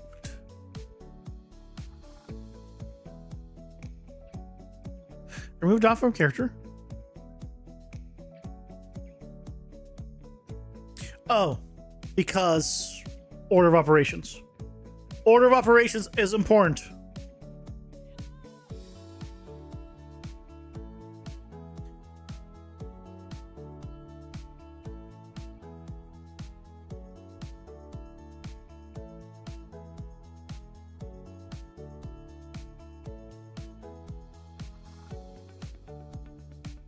Because obviously it cannot get it if it doesn't exist. But then we do remove index. which is fine. I guess we only need the remove dot from character. We probably don't need this. That's all we need. I do see a small problem with this whole setup, though.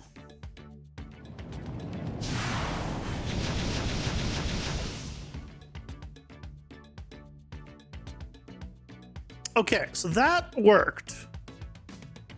That worked. What happens if you have multiple damage dealers? I just realized.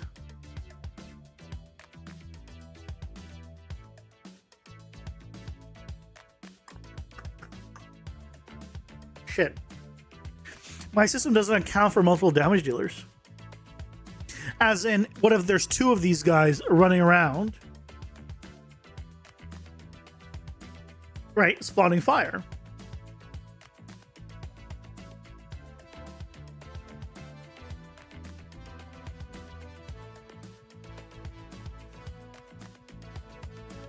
Because let's say you're in two of them. You're in two fire dots. One of the enemies dies. You're still in the fire.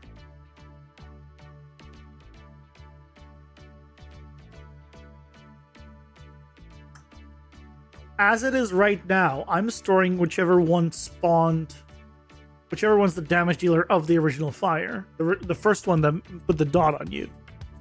But if you kill him now, shit.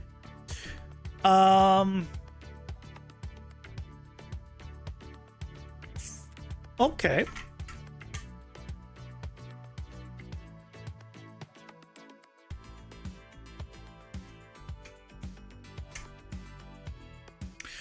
I need a workaround.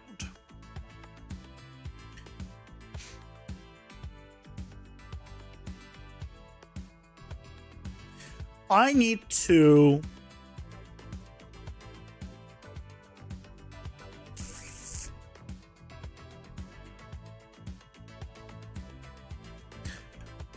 a way of not having the damage dealer being required.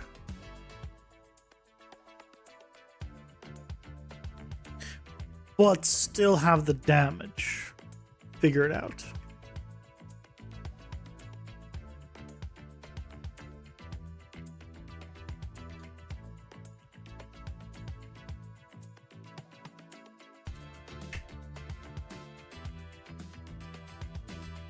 Because okay, so the thing that's going through my head is, at the current moment, the way the damage is being calculated, right, is it checks who did the damage, who's the damage dealer, and maybe they have a buff in that moment, maybe they have whatever in that moment, maybe you got a extra defense now. So if you were, for example, to introduce a potion that gave you like 50% damage reduction and you're standing in fire, right, that next hit of fire should look into that damage reduction and accordingly. Or at the same time, if the enemy, thanks Guguts, if the enemy drank a potion to increase its damage, well, I guess on the dot I wouldn't want it to increase. I actually would want it to stay the same because it is I'd want it to snapshot. And right now, I don't have a good way of working around snapshotting abilities. It's all dynamic at all times.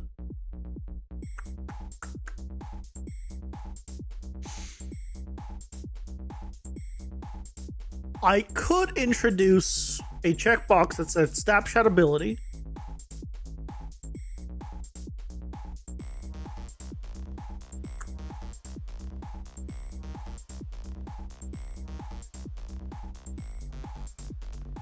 And use that damage as the total in the end. Whatever it is. Do the calculate. So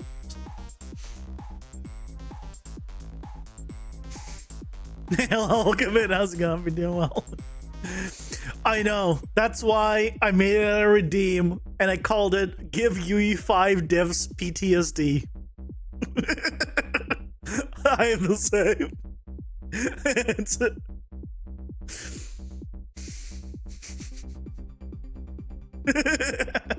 It's a Twitch redeem. Specifically to traumatize all Unreal devs, including me.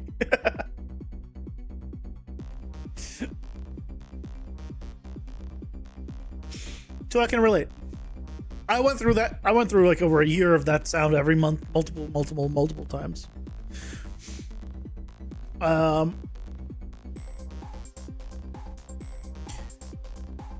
So here,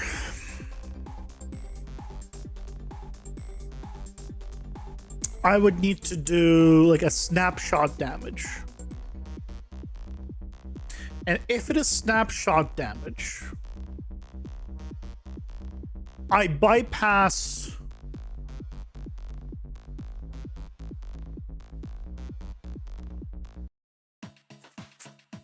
I have to give it the gameplay tags. I have to store the gameplay tags. And then I can do whatever I want, actually. Most of the stuff. Because a lot of times I just need to... some of this I can't. Right, this is off of the...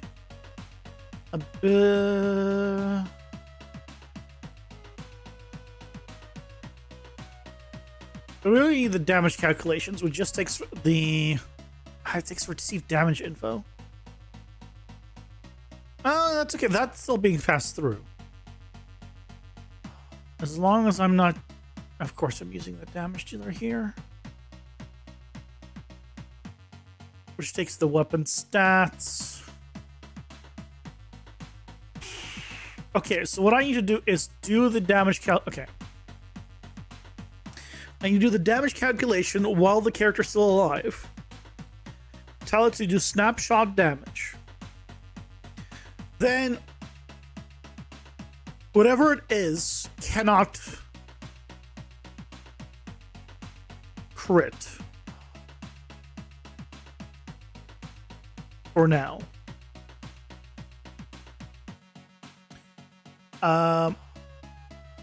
And then I can set the total damage here. And then afterwards, we just basically bypass all of this. The only thing I don't want to bypass is the do not hit self-check. So I need to send through... where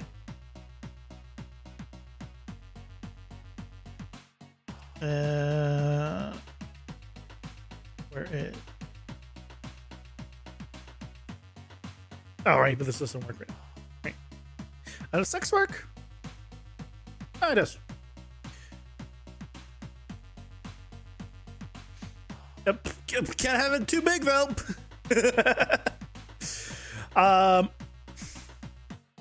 I need the snapshot damage.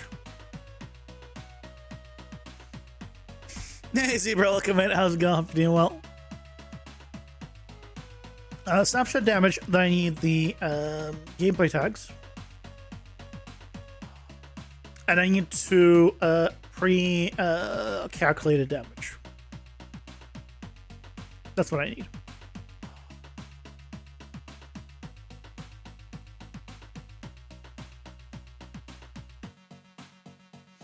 And then I think we can work with that. Yeah, a lot of this is a mess also. I mean, a lot of this is... Yeah, this was me figuring out what the hell to do with the spawn island. A lot of it is disappearing at certain radiuses because the website's having issues, but... Damn it. Give me back my stuff. I shouldn't have done that. I shouldn't have zoomed in.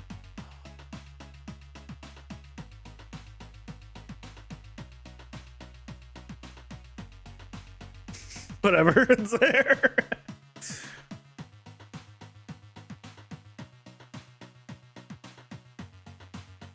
Can I zoom in now? Oh, I can zoom in when I'm editing it. Oh, never mind.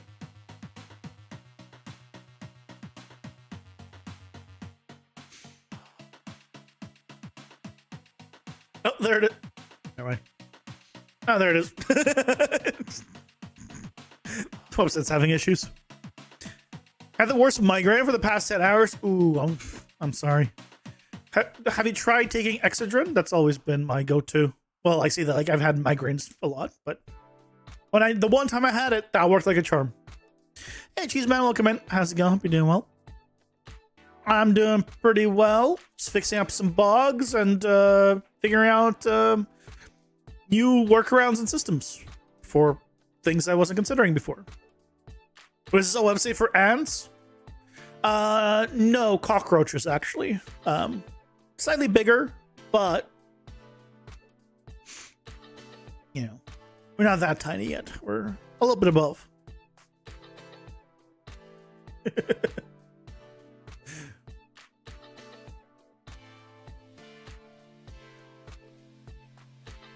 So what I need to do is Q. Modify. Oh, I need to modify the received damage info.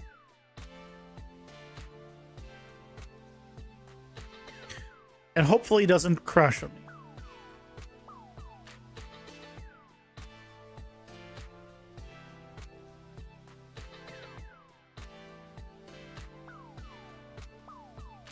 You love coding games? I'm glad. Bugs in your screen, bugs in your game, infestation.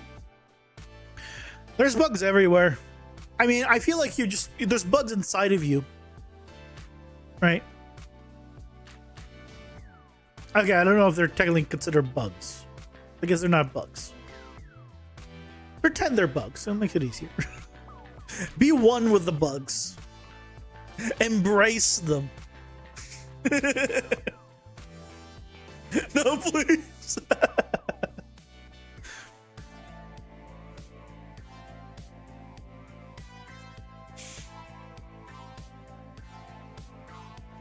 Unreal Engine 10, everything is powered by AI. You don't make games anymore. Just tell it to make a game and it does it, not even requiring a prompt.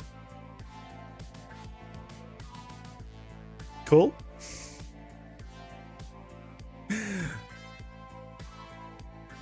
That means there's probably great games, right? Is the slop ended?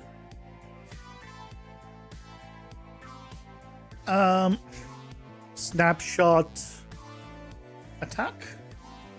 I need to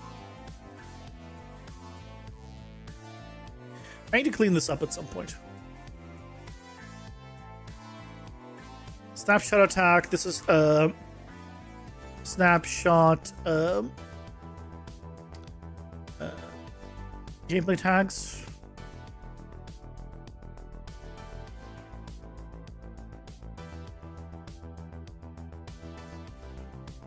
And snapshot damage. Wait, hold on. Do I need the gameplay? Yeah, I need the gameplay text for the check.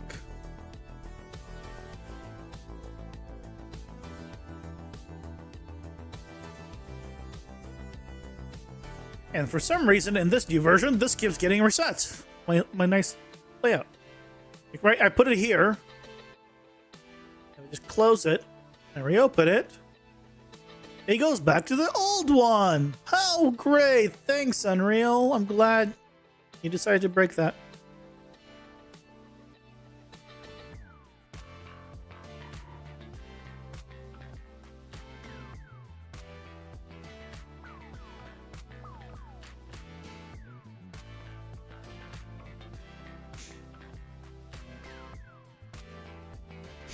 For the AI is so bad it can't even make a player jump in the air. Oh yeah, there was someone that was reaching out about me reviewing one of their AI products. And I keep forgetting to get back to him, and I think it's now it's gone by. But I wasn't exactly like I needed to make a new account, and I kept forgetting a new account because you can't apparently gift somebody fab. You have to give them the email address, which meant I had to make one for my Procedural Minds email, but I didn't, and so it was for free. I had no motivation. So I keep forgetting. I just remembered that we're talking about AI now.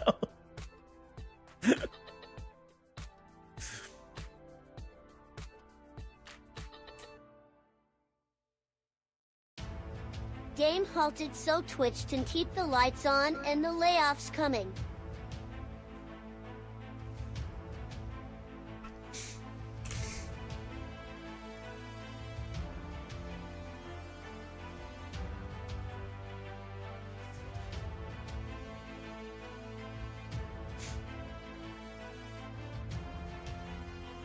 I bet Twitch loves that little message. I mean, to be fair, most of them, they don't really know I exist, but still. Oh, bro, you hate automod? What got automodded? I don't see anything on my end, but I don't see automod messages. I don't even know if I have automod do anything. Your message? What did you send? Do I dare ask? Does hey, your message is being checked by mods and it's not been sent? Oh, okay. I mean, I can try opening my dashboard, see if it shows me the message.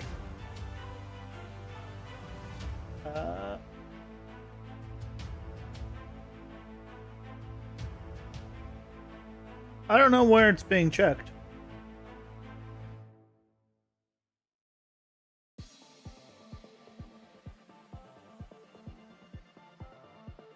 Couldn't tell you.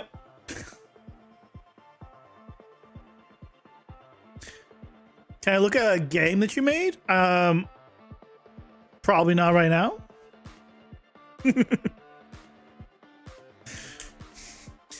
You're not getting free advertising that easily.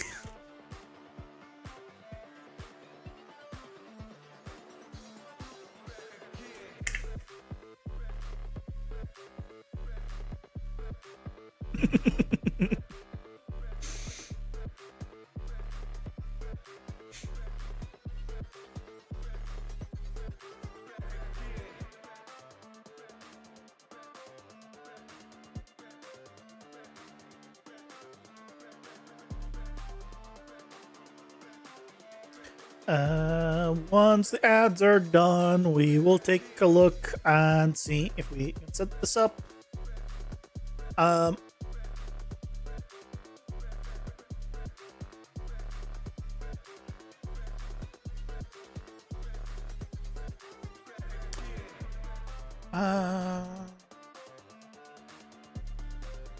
guess dots should be snapshots. Yeah.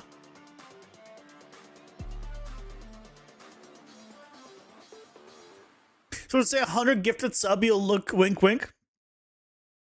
I mean, yeah. If you get 100 gifted sub, I will look. Not even wink wink. You know, I don't need a wink on that one. It's just, no, that's. I can be bribed. I can absolutely be bribed. I'm not going to pretend I can't be.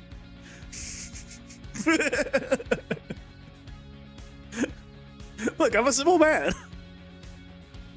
It doesn't have to be with money. Like, if you offered me like a really nice steak, like a tomahawk, like beautifully medium rare, like I'll take that. It'd be much cheaper. Have a good one, cheers, man. Thanks, bye.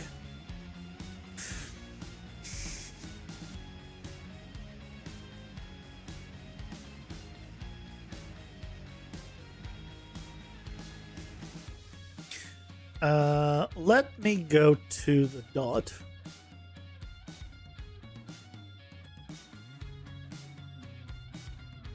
Oh, by the way, it's not lost on me then. You know, as soon as I say no to looking at something, he has to go.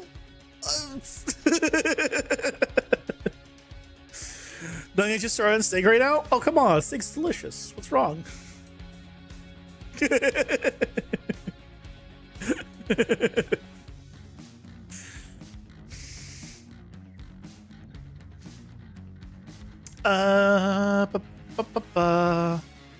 So I need to, when I do the trigger dot, we set the special attack damage attacular.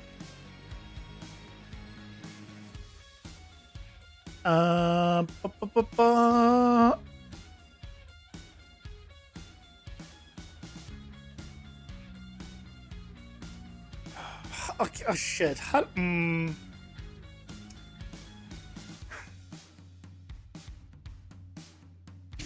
I also need to... I need even more.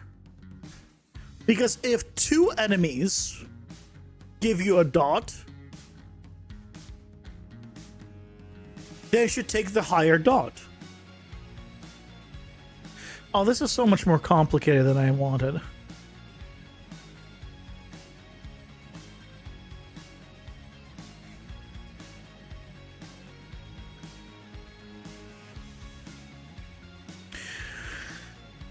This is much more complicated than I wanted.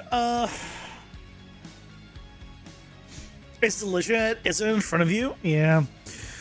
So the problem I'm realizing is, right, if you have 2 enemies, a weaker one and a stronger one, both give you a damage over time. Right? Cool. You just say you get the stronger one. What if it's a floor effect?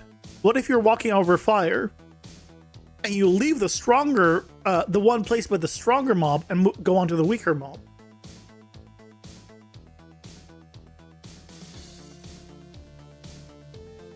Okay.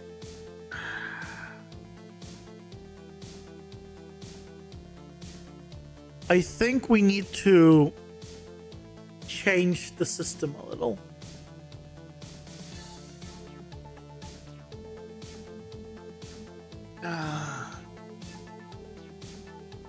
See, at the same time, do I want them to stack Glutton for Pain? Can't stack it. It'd be too much. Because a mob can just walk around like in a circle a few times. They just a little walk back and forth. And it'll spawn tons of fire there. Right, you shouldn't be taking like now 5 times as damage because... Right. Hum. I'll be right back whilst I think about it.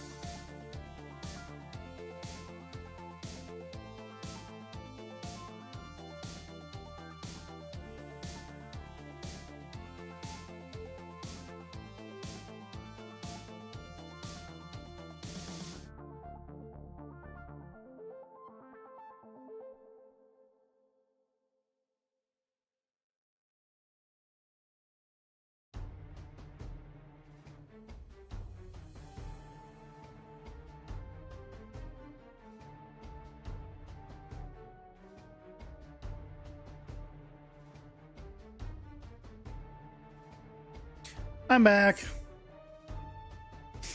So I think it's time to practice what I preach and do a little breakdown of what the hell I needed to do. It would make sense that the higher dot would replace the lesser and reset the timer on contact, but if you already have a higher dot, the lesser should reset the timer. For a regular damage over time dot, I would agree. But if it is a fire on the ground, and you're just walking through fire, and then let's say part of it was placed by one mob and part of it placed by another mob,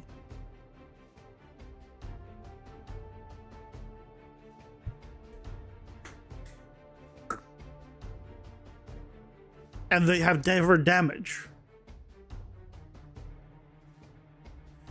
Or do damage over time dots, like on the ground, need to have consistent damage. So if you see fire on ground by any mob, you know how much damage it does. It's irrelevant of who spawned it.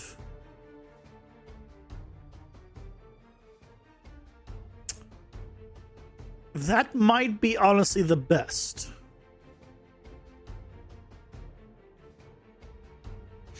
And for regular dots, like a poison,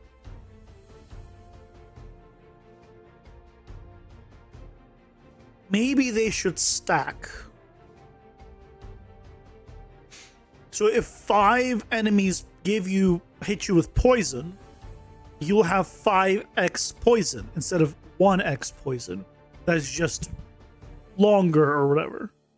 Or resets. That I feel like would also be better. So if for whatever reason, like I had every mob have poison, right? It doesn't make sense for you to only have 1 stack of poison at any one time when everything's giving you poison.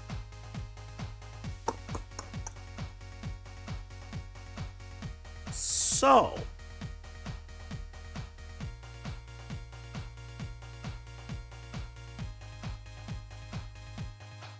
okay.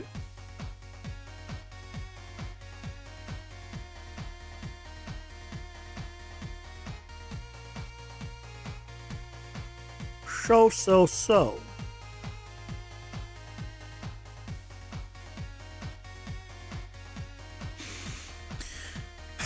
With that being the case,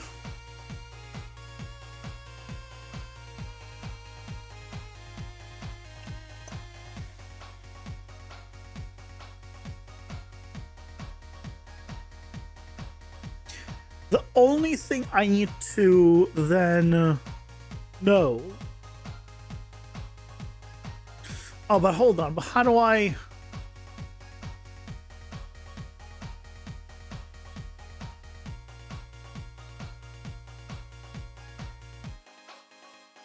I need a way of still knowing that the enemy placed it versus I placed it. Right?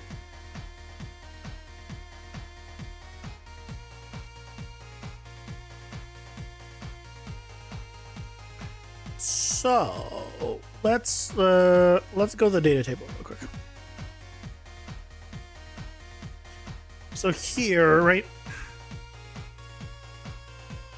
we need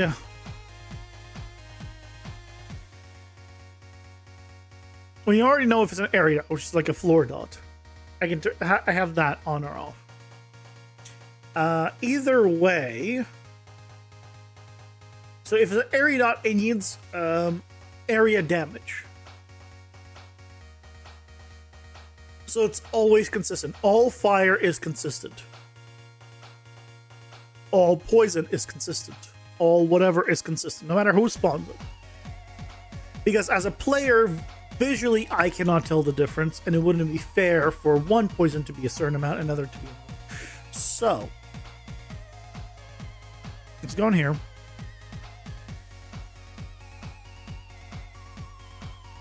This is going to be instead of area dot area dot's fine.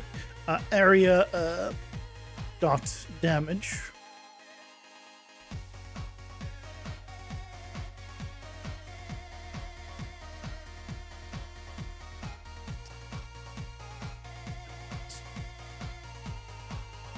I'll say 10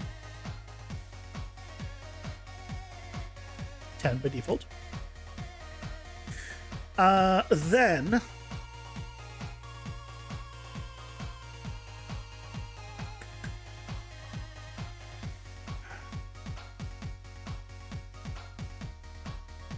we cannot have it be off of a damage dealer.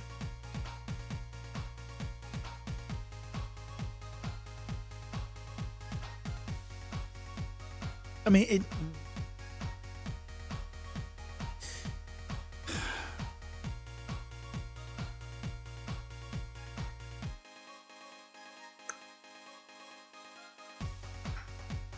All my damage calculations are off the enemy being alive is the problem. Which means, right, it do all the calculations. So I guess if we're doing...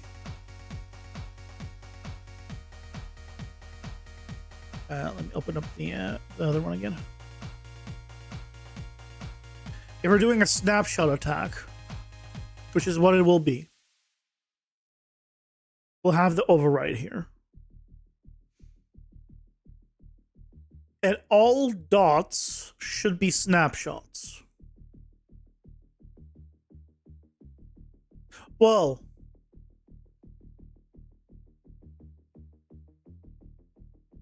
they're not, they are.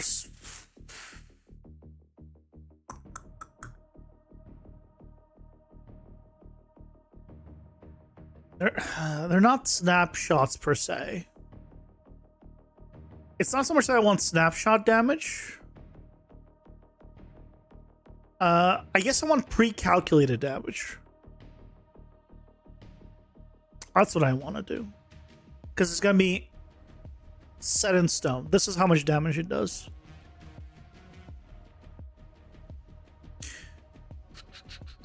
And then I will need to still do a setup where I can still have the damage reductions work.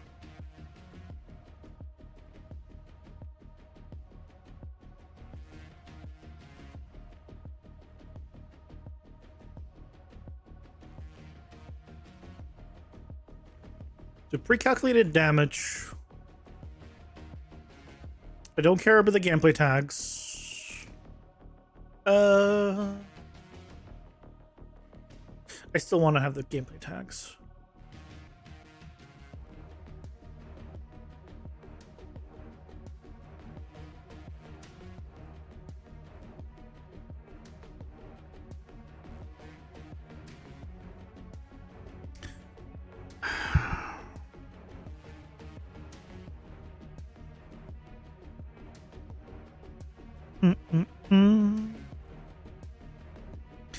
That.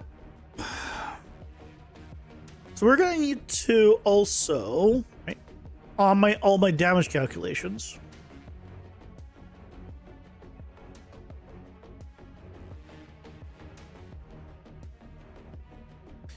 Right. Oh god, I have to do this now. Everything.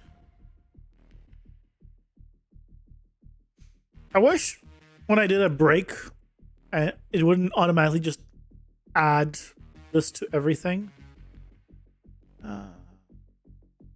I wanted that as an option. Don't just auto check mark everything that I just added. I'd appreciate it, Unreal, if that was the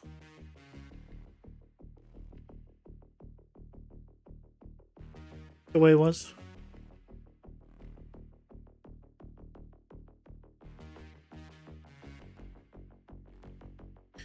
Okay. So in the damage calculation, though, yeah, this again. I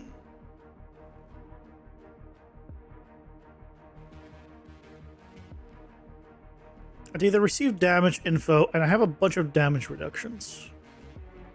Damage reduction, damage reduction.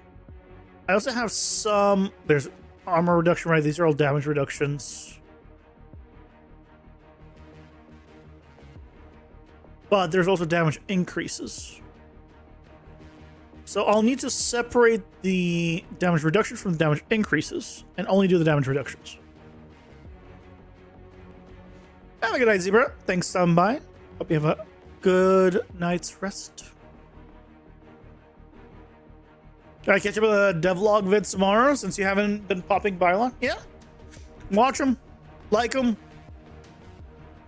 Favorite them. Share them. I'll do all the things. Thank you for watching. You make my life easier by being here and watching and engaging. So I appreciate it.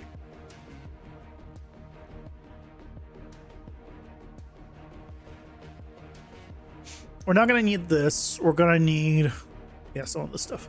Okay. Yeah, we're gonna need to do this part basically. Okay, we can make that work.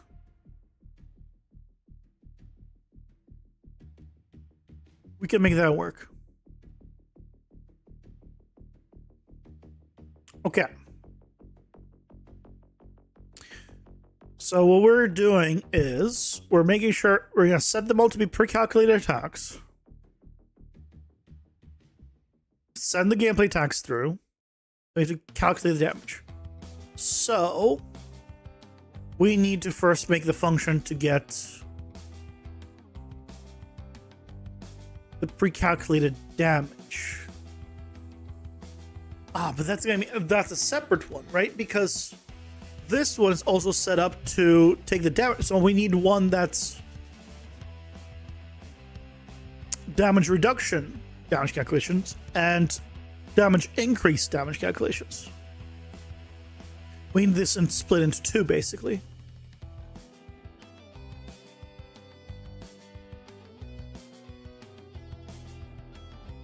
Yeah. So let's make a new function.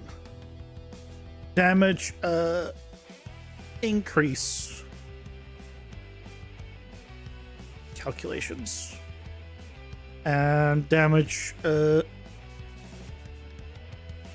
decrease calculations, and it'll replace the main one. The difference is, right, we'll just have two of them. Thankfully, just one multiplies by the other, so it's fine. But we do need to split them up into two. So here's what I'm thinking. Let's go through first and do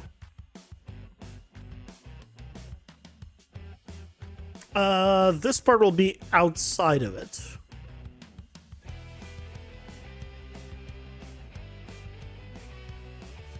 External. I can spell external.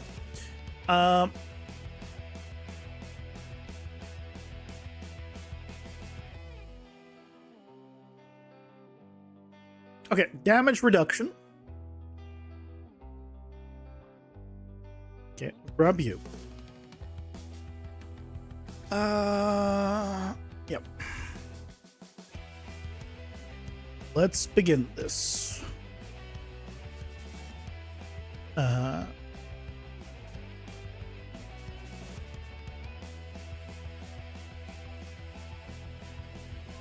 So we need an input here for the original or just base damage.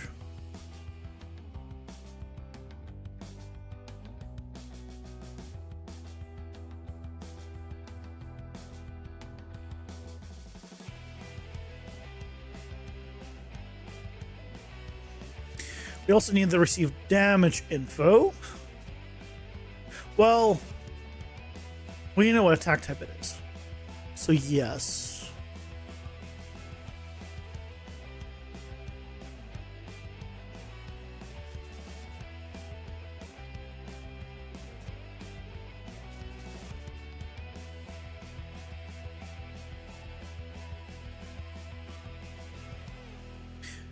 Okay. Next. Am I ending in a minute? No. Not for about half an hour-ish. Give or take, like, bit. Am I using OBS Studio? Yep. Yes, sirree.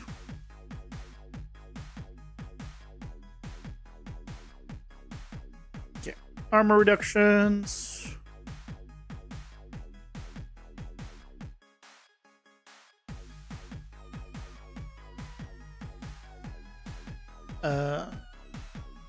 Gets put into here.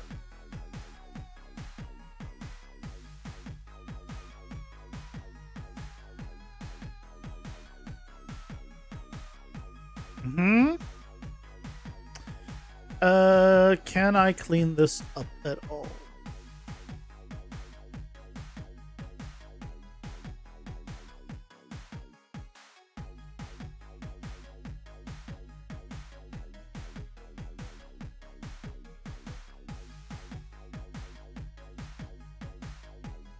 Yes, I can. Just a little bit.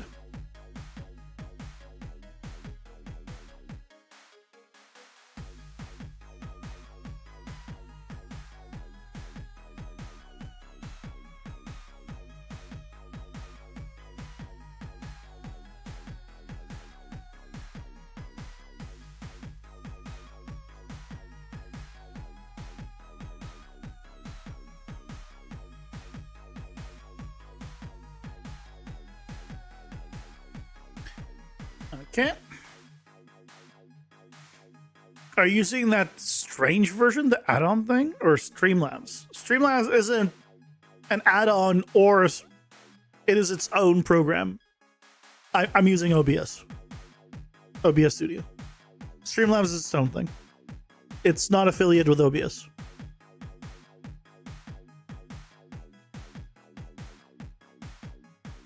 Just good old OBS Studio for me.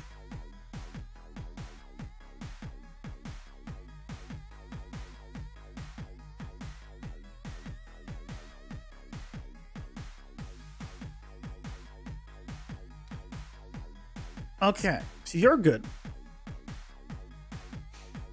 This is get combined damage.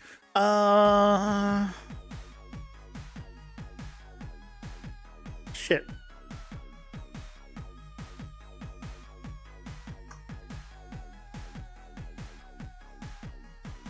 Hey, Siege Lord, welcome in. How's it going? Hope you're doing well.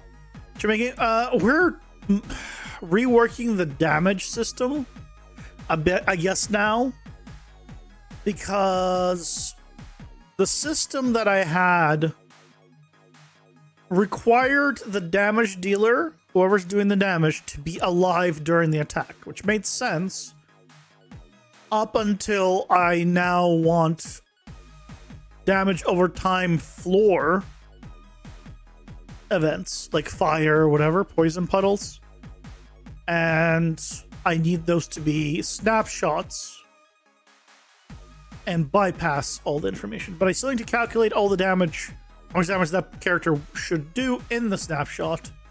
So I basically need to add snapshot support. Now I'm trying to figure out how the hell I'm doing that. Because I have this get combined damage also decreases things, but I guess it should be fine. It's all multipliers.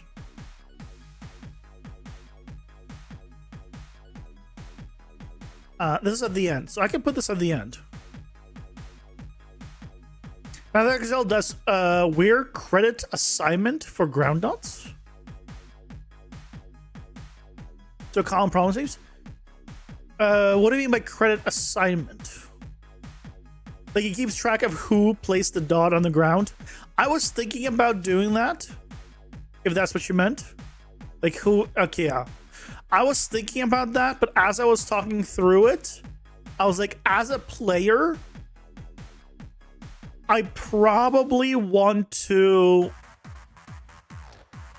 just have all fire do a certain amount of damage, no matter who placed it.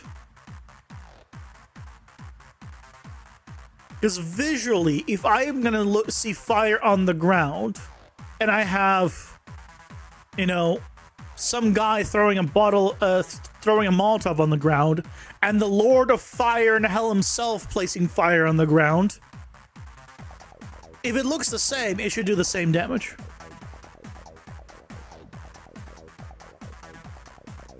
So, because of that, I need to work have it be not only snapshot support, but also just overwrite and just like set damage based off of it's like a dot or something.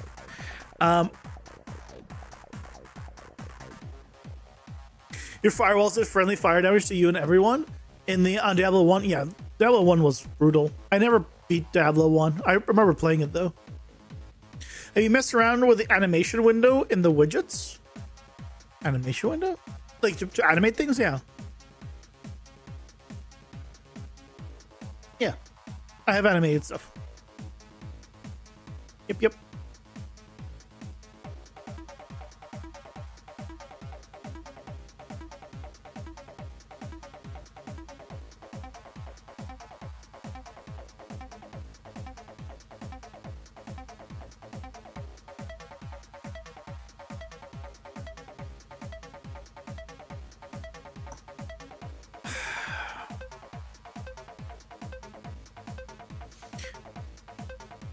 I'm gonna need to do this as well.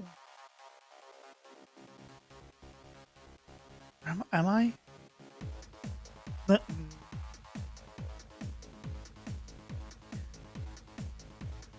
For the multiplier damages, I'm gonna need to... I guess this doesn't matter if it is before or after. It's a multiplier.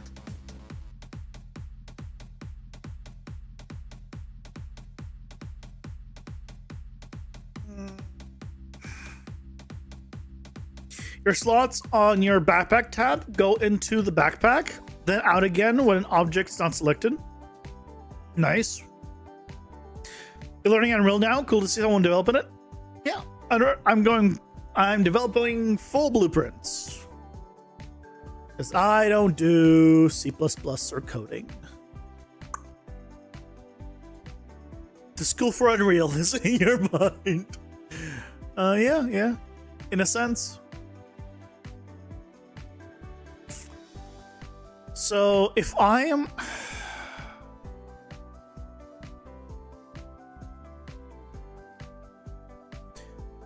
how do I... Shit.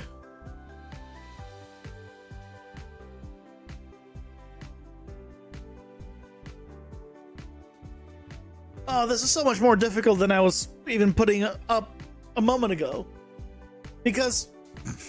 right, all my damage calculations is combined. Like I'm doing all the additions and subtractions all at once.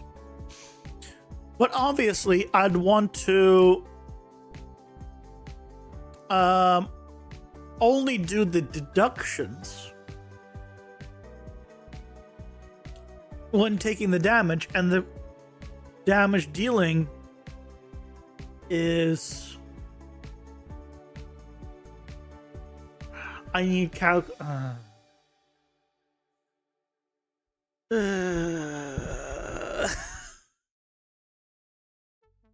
feels like they intend you to use blueprints as much as possible.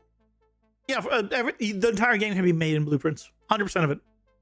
You have 100% of the game made in blueprints, but doing the same in C++ will make you be a little limited. Hey, hi, way you look. How's it going? Been doing well. Give you a summer internship? Make it, sir. It's March. I also don't know you. What? Sell me on why I should give you a summer internship, not knowing what even you want an internship for. Go ahead. Sell me on this.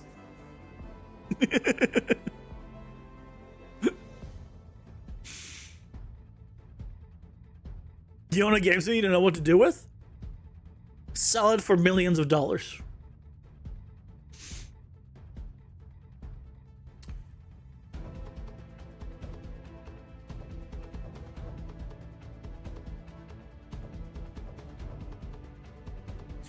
This is all additional damage. This more damage has negatives.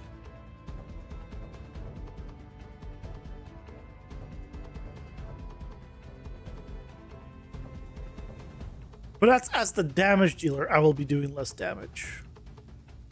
Not as the damage receiver.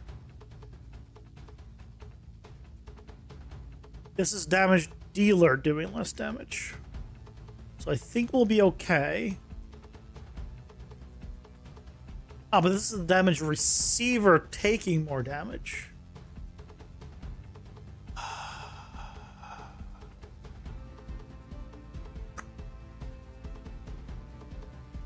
how I'm already reaching pain points in realizing just how much of a change we have to accommodate this, and it's only getting started. Because basically the entire system has to be ripped apart to accommodate this. Studios, in your mind too, try selling your mind for millions and millions of dollars. Have friends watch you build. You end up explaining more to your friends than you do for your blueprints, but you learn from teaching and you find better ways. Yeah. Teaching it, if you want to learn something like really well, teach it. Because as soon as you try to explain something to somebody, you realize that you really need to understand it to be able to explain it. Which is why I'm terrible at answering things from the top of my head. Because I don't know shit. So if no friends, teach yourself. Yeah. Or make YouTube videos like I do.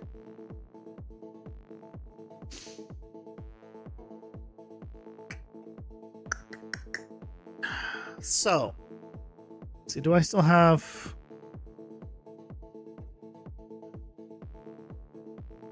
Oh, right, this is... So instead of all of this, I now need to do much more complicated system. Damage deduction calculations. Damage increase calculations. As two separate systems. So just tear apart everything and do this.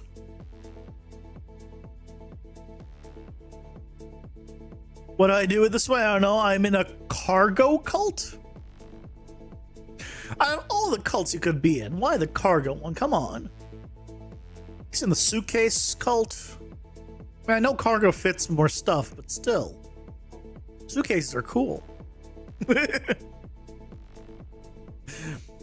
You've often talked out of your ass on Unreal thinking you knew what you were doing, only you find out you thought you knew. Oh, that's normal. I think that's unfortunately human nature. A lot of times I talk out of my ass. It stinks.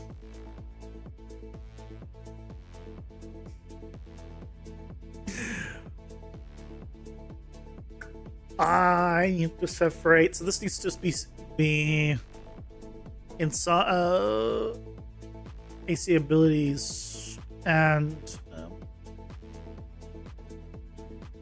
on character. I need to put them together.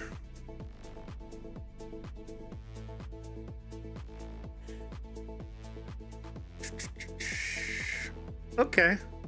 Well, because basically as I start to do this, or I'm splitting it, I've realized immediately, well, not immediately, already, that I have this. So a lot of this calculations is happening here. So really, I should just move all of those calculations to one place. Probably on here, so that's where I have all my abilities and variables stored for it. Instead of, so remove this entire function here, from here onto here. Because I already have it embedded inside. So I might as well just simplify it all to one.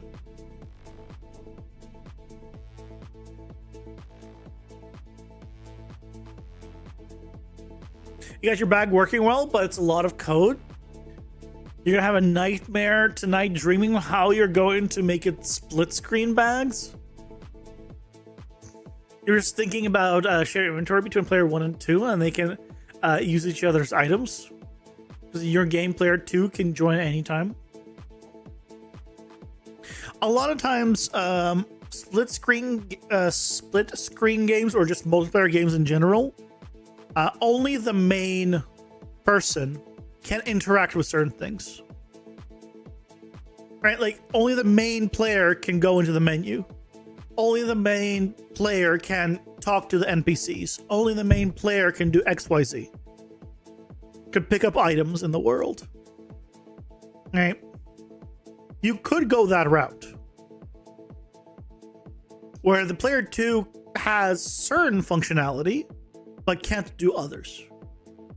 And that's okay. They don't have to manage inventory stuff, for example. You put in the work for player 2 to do stuff? Well, yeah, but you don't have it do like the inventory part, for example. I'm just saying. I'm trying to save you a little bit. Trying to save you a little bit.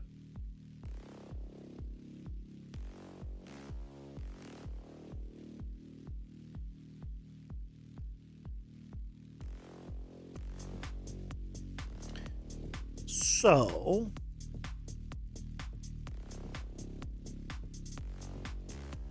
I need a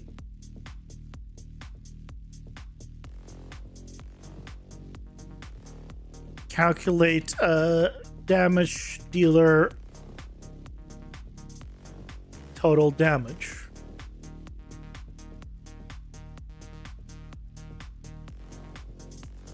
Dealt. That's what we need. And then we need a calculate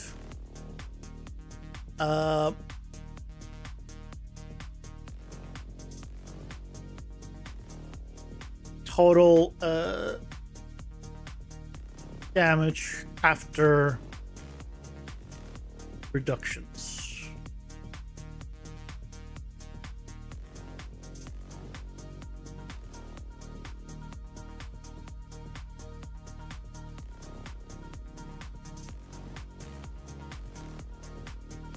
Yes. You need player 2 to be able to eat a berry in inventory if health is low. You could have the player 2 use player 1's inventory. Like, you could just show player 2 berries and how many there are. And when they press the button, they'll use player 1's berry. The player 1 is the only one that needs to pick them up or whatever it is. It's an option. Don't know your full setup or don't know what you're trying to achieve, like, overall and the plans for it. But that's, right, an option.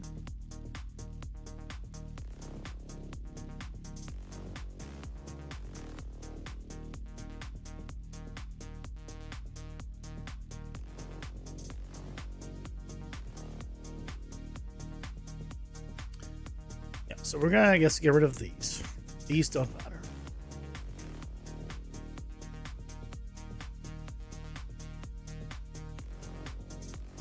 And certain stuff that I need also a complete damage calculation.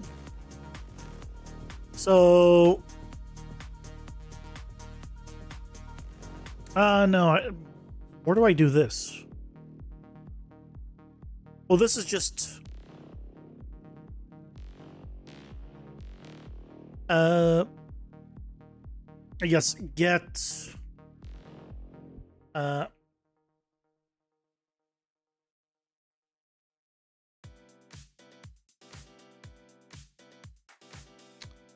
base damage value.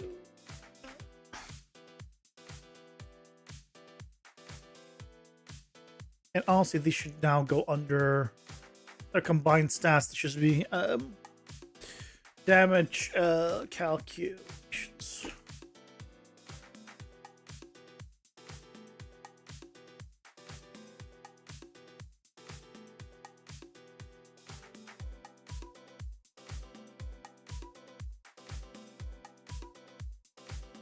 Because I need to get the information here.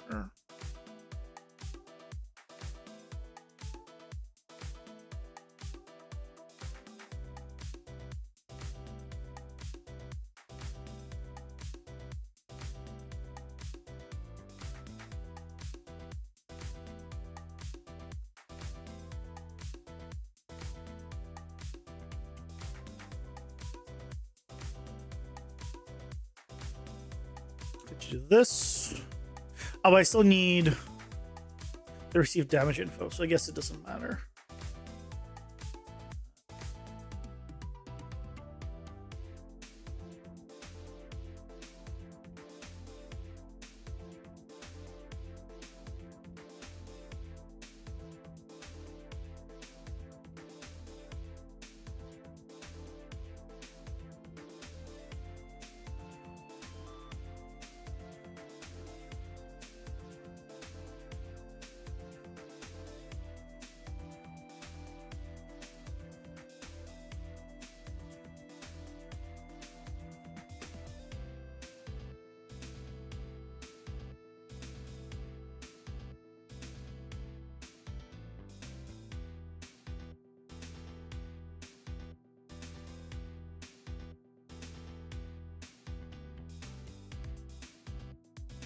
Mm.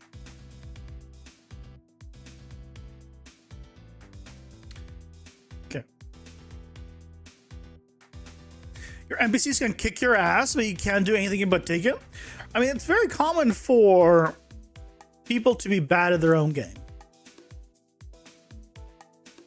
In fact, a lot of people basically judge how difficult to make it by figuring out how good they are and then making it harder still. Because if they can beat it, someone else is going to beat it much more. Hey, Achilles, welcome in. How's it going? Hope you're doing well.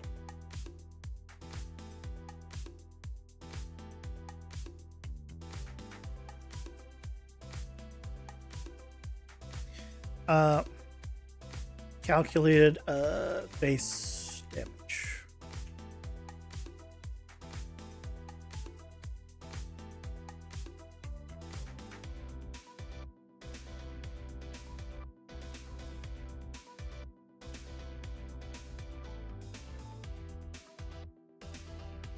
Which is just checking the if it's overridden or forced.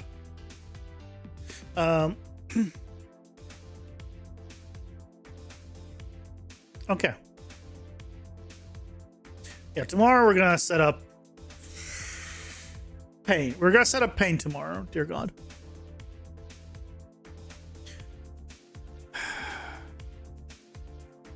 Focus on NPCs, they moved to levels so they could walk around them. In full Pokemon Simulator, that you don't think that's is legal. Oh no, not at all. But if you're not playing to sell, then it doesn't matter. Excited to see some bug squashing? Well, I mean, you came at a not a great time if you want to see bug squashing at this point. We did some at the beginning of the stream. So, yeah, I mean, you're welcome to rewind and watch that.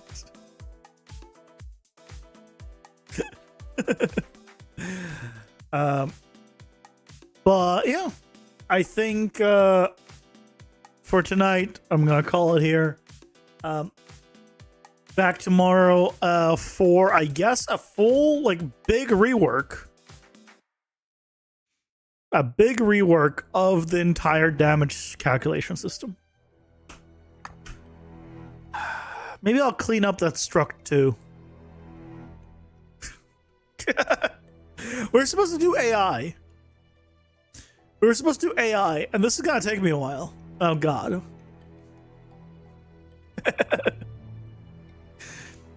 You got a full night of backpacking? Well, have fun. Have fun with your backpacking. Make the best backpacks with animated widgets you can. But I hope you all have a fantastic rest of your night. I'll be back tomorrow, as I said, and prepare for me to be in a lot of pain tomorrow. Metaphorically speaking. Have a good night, guys. Take care.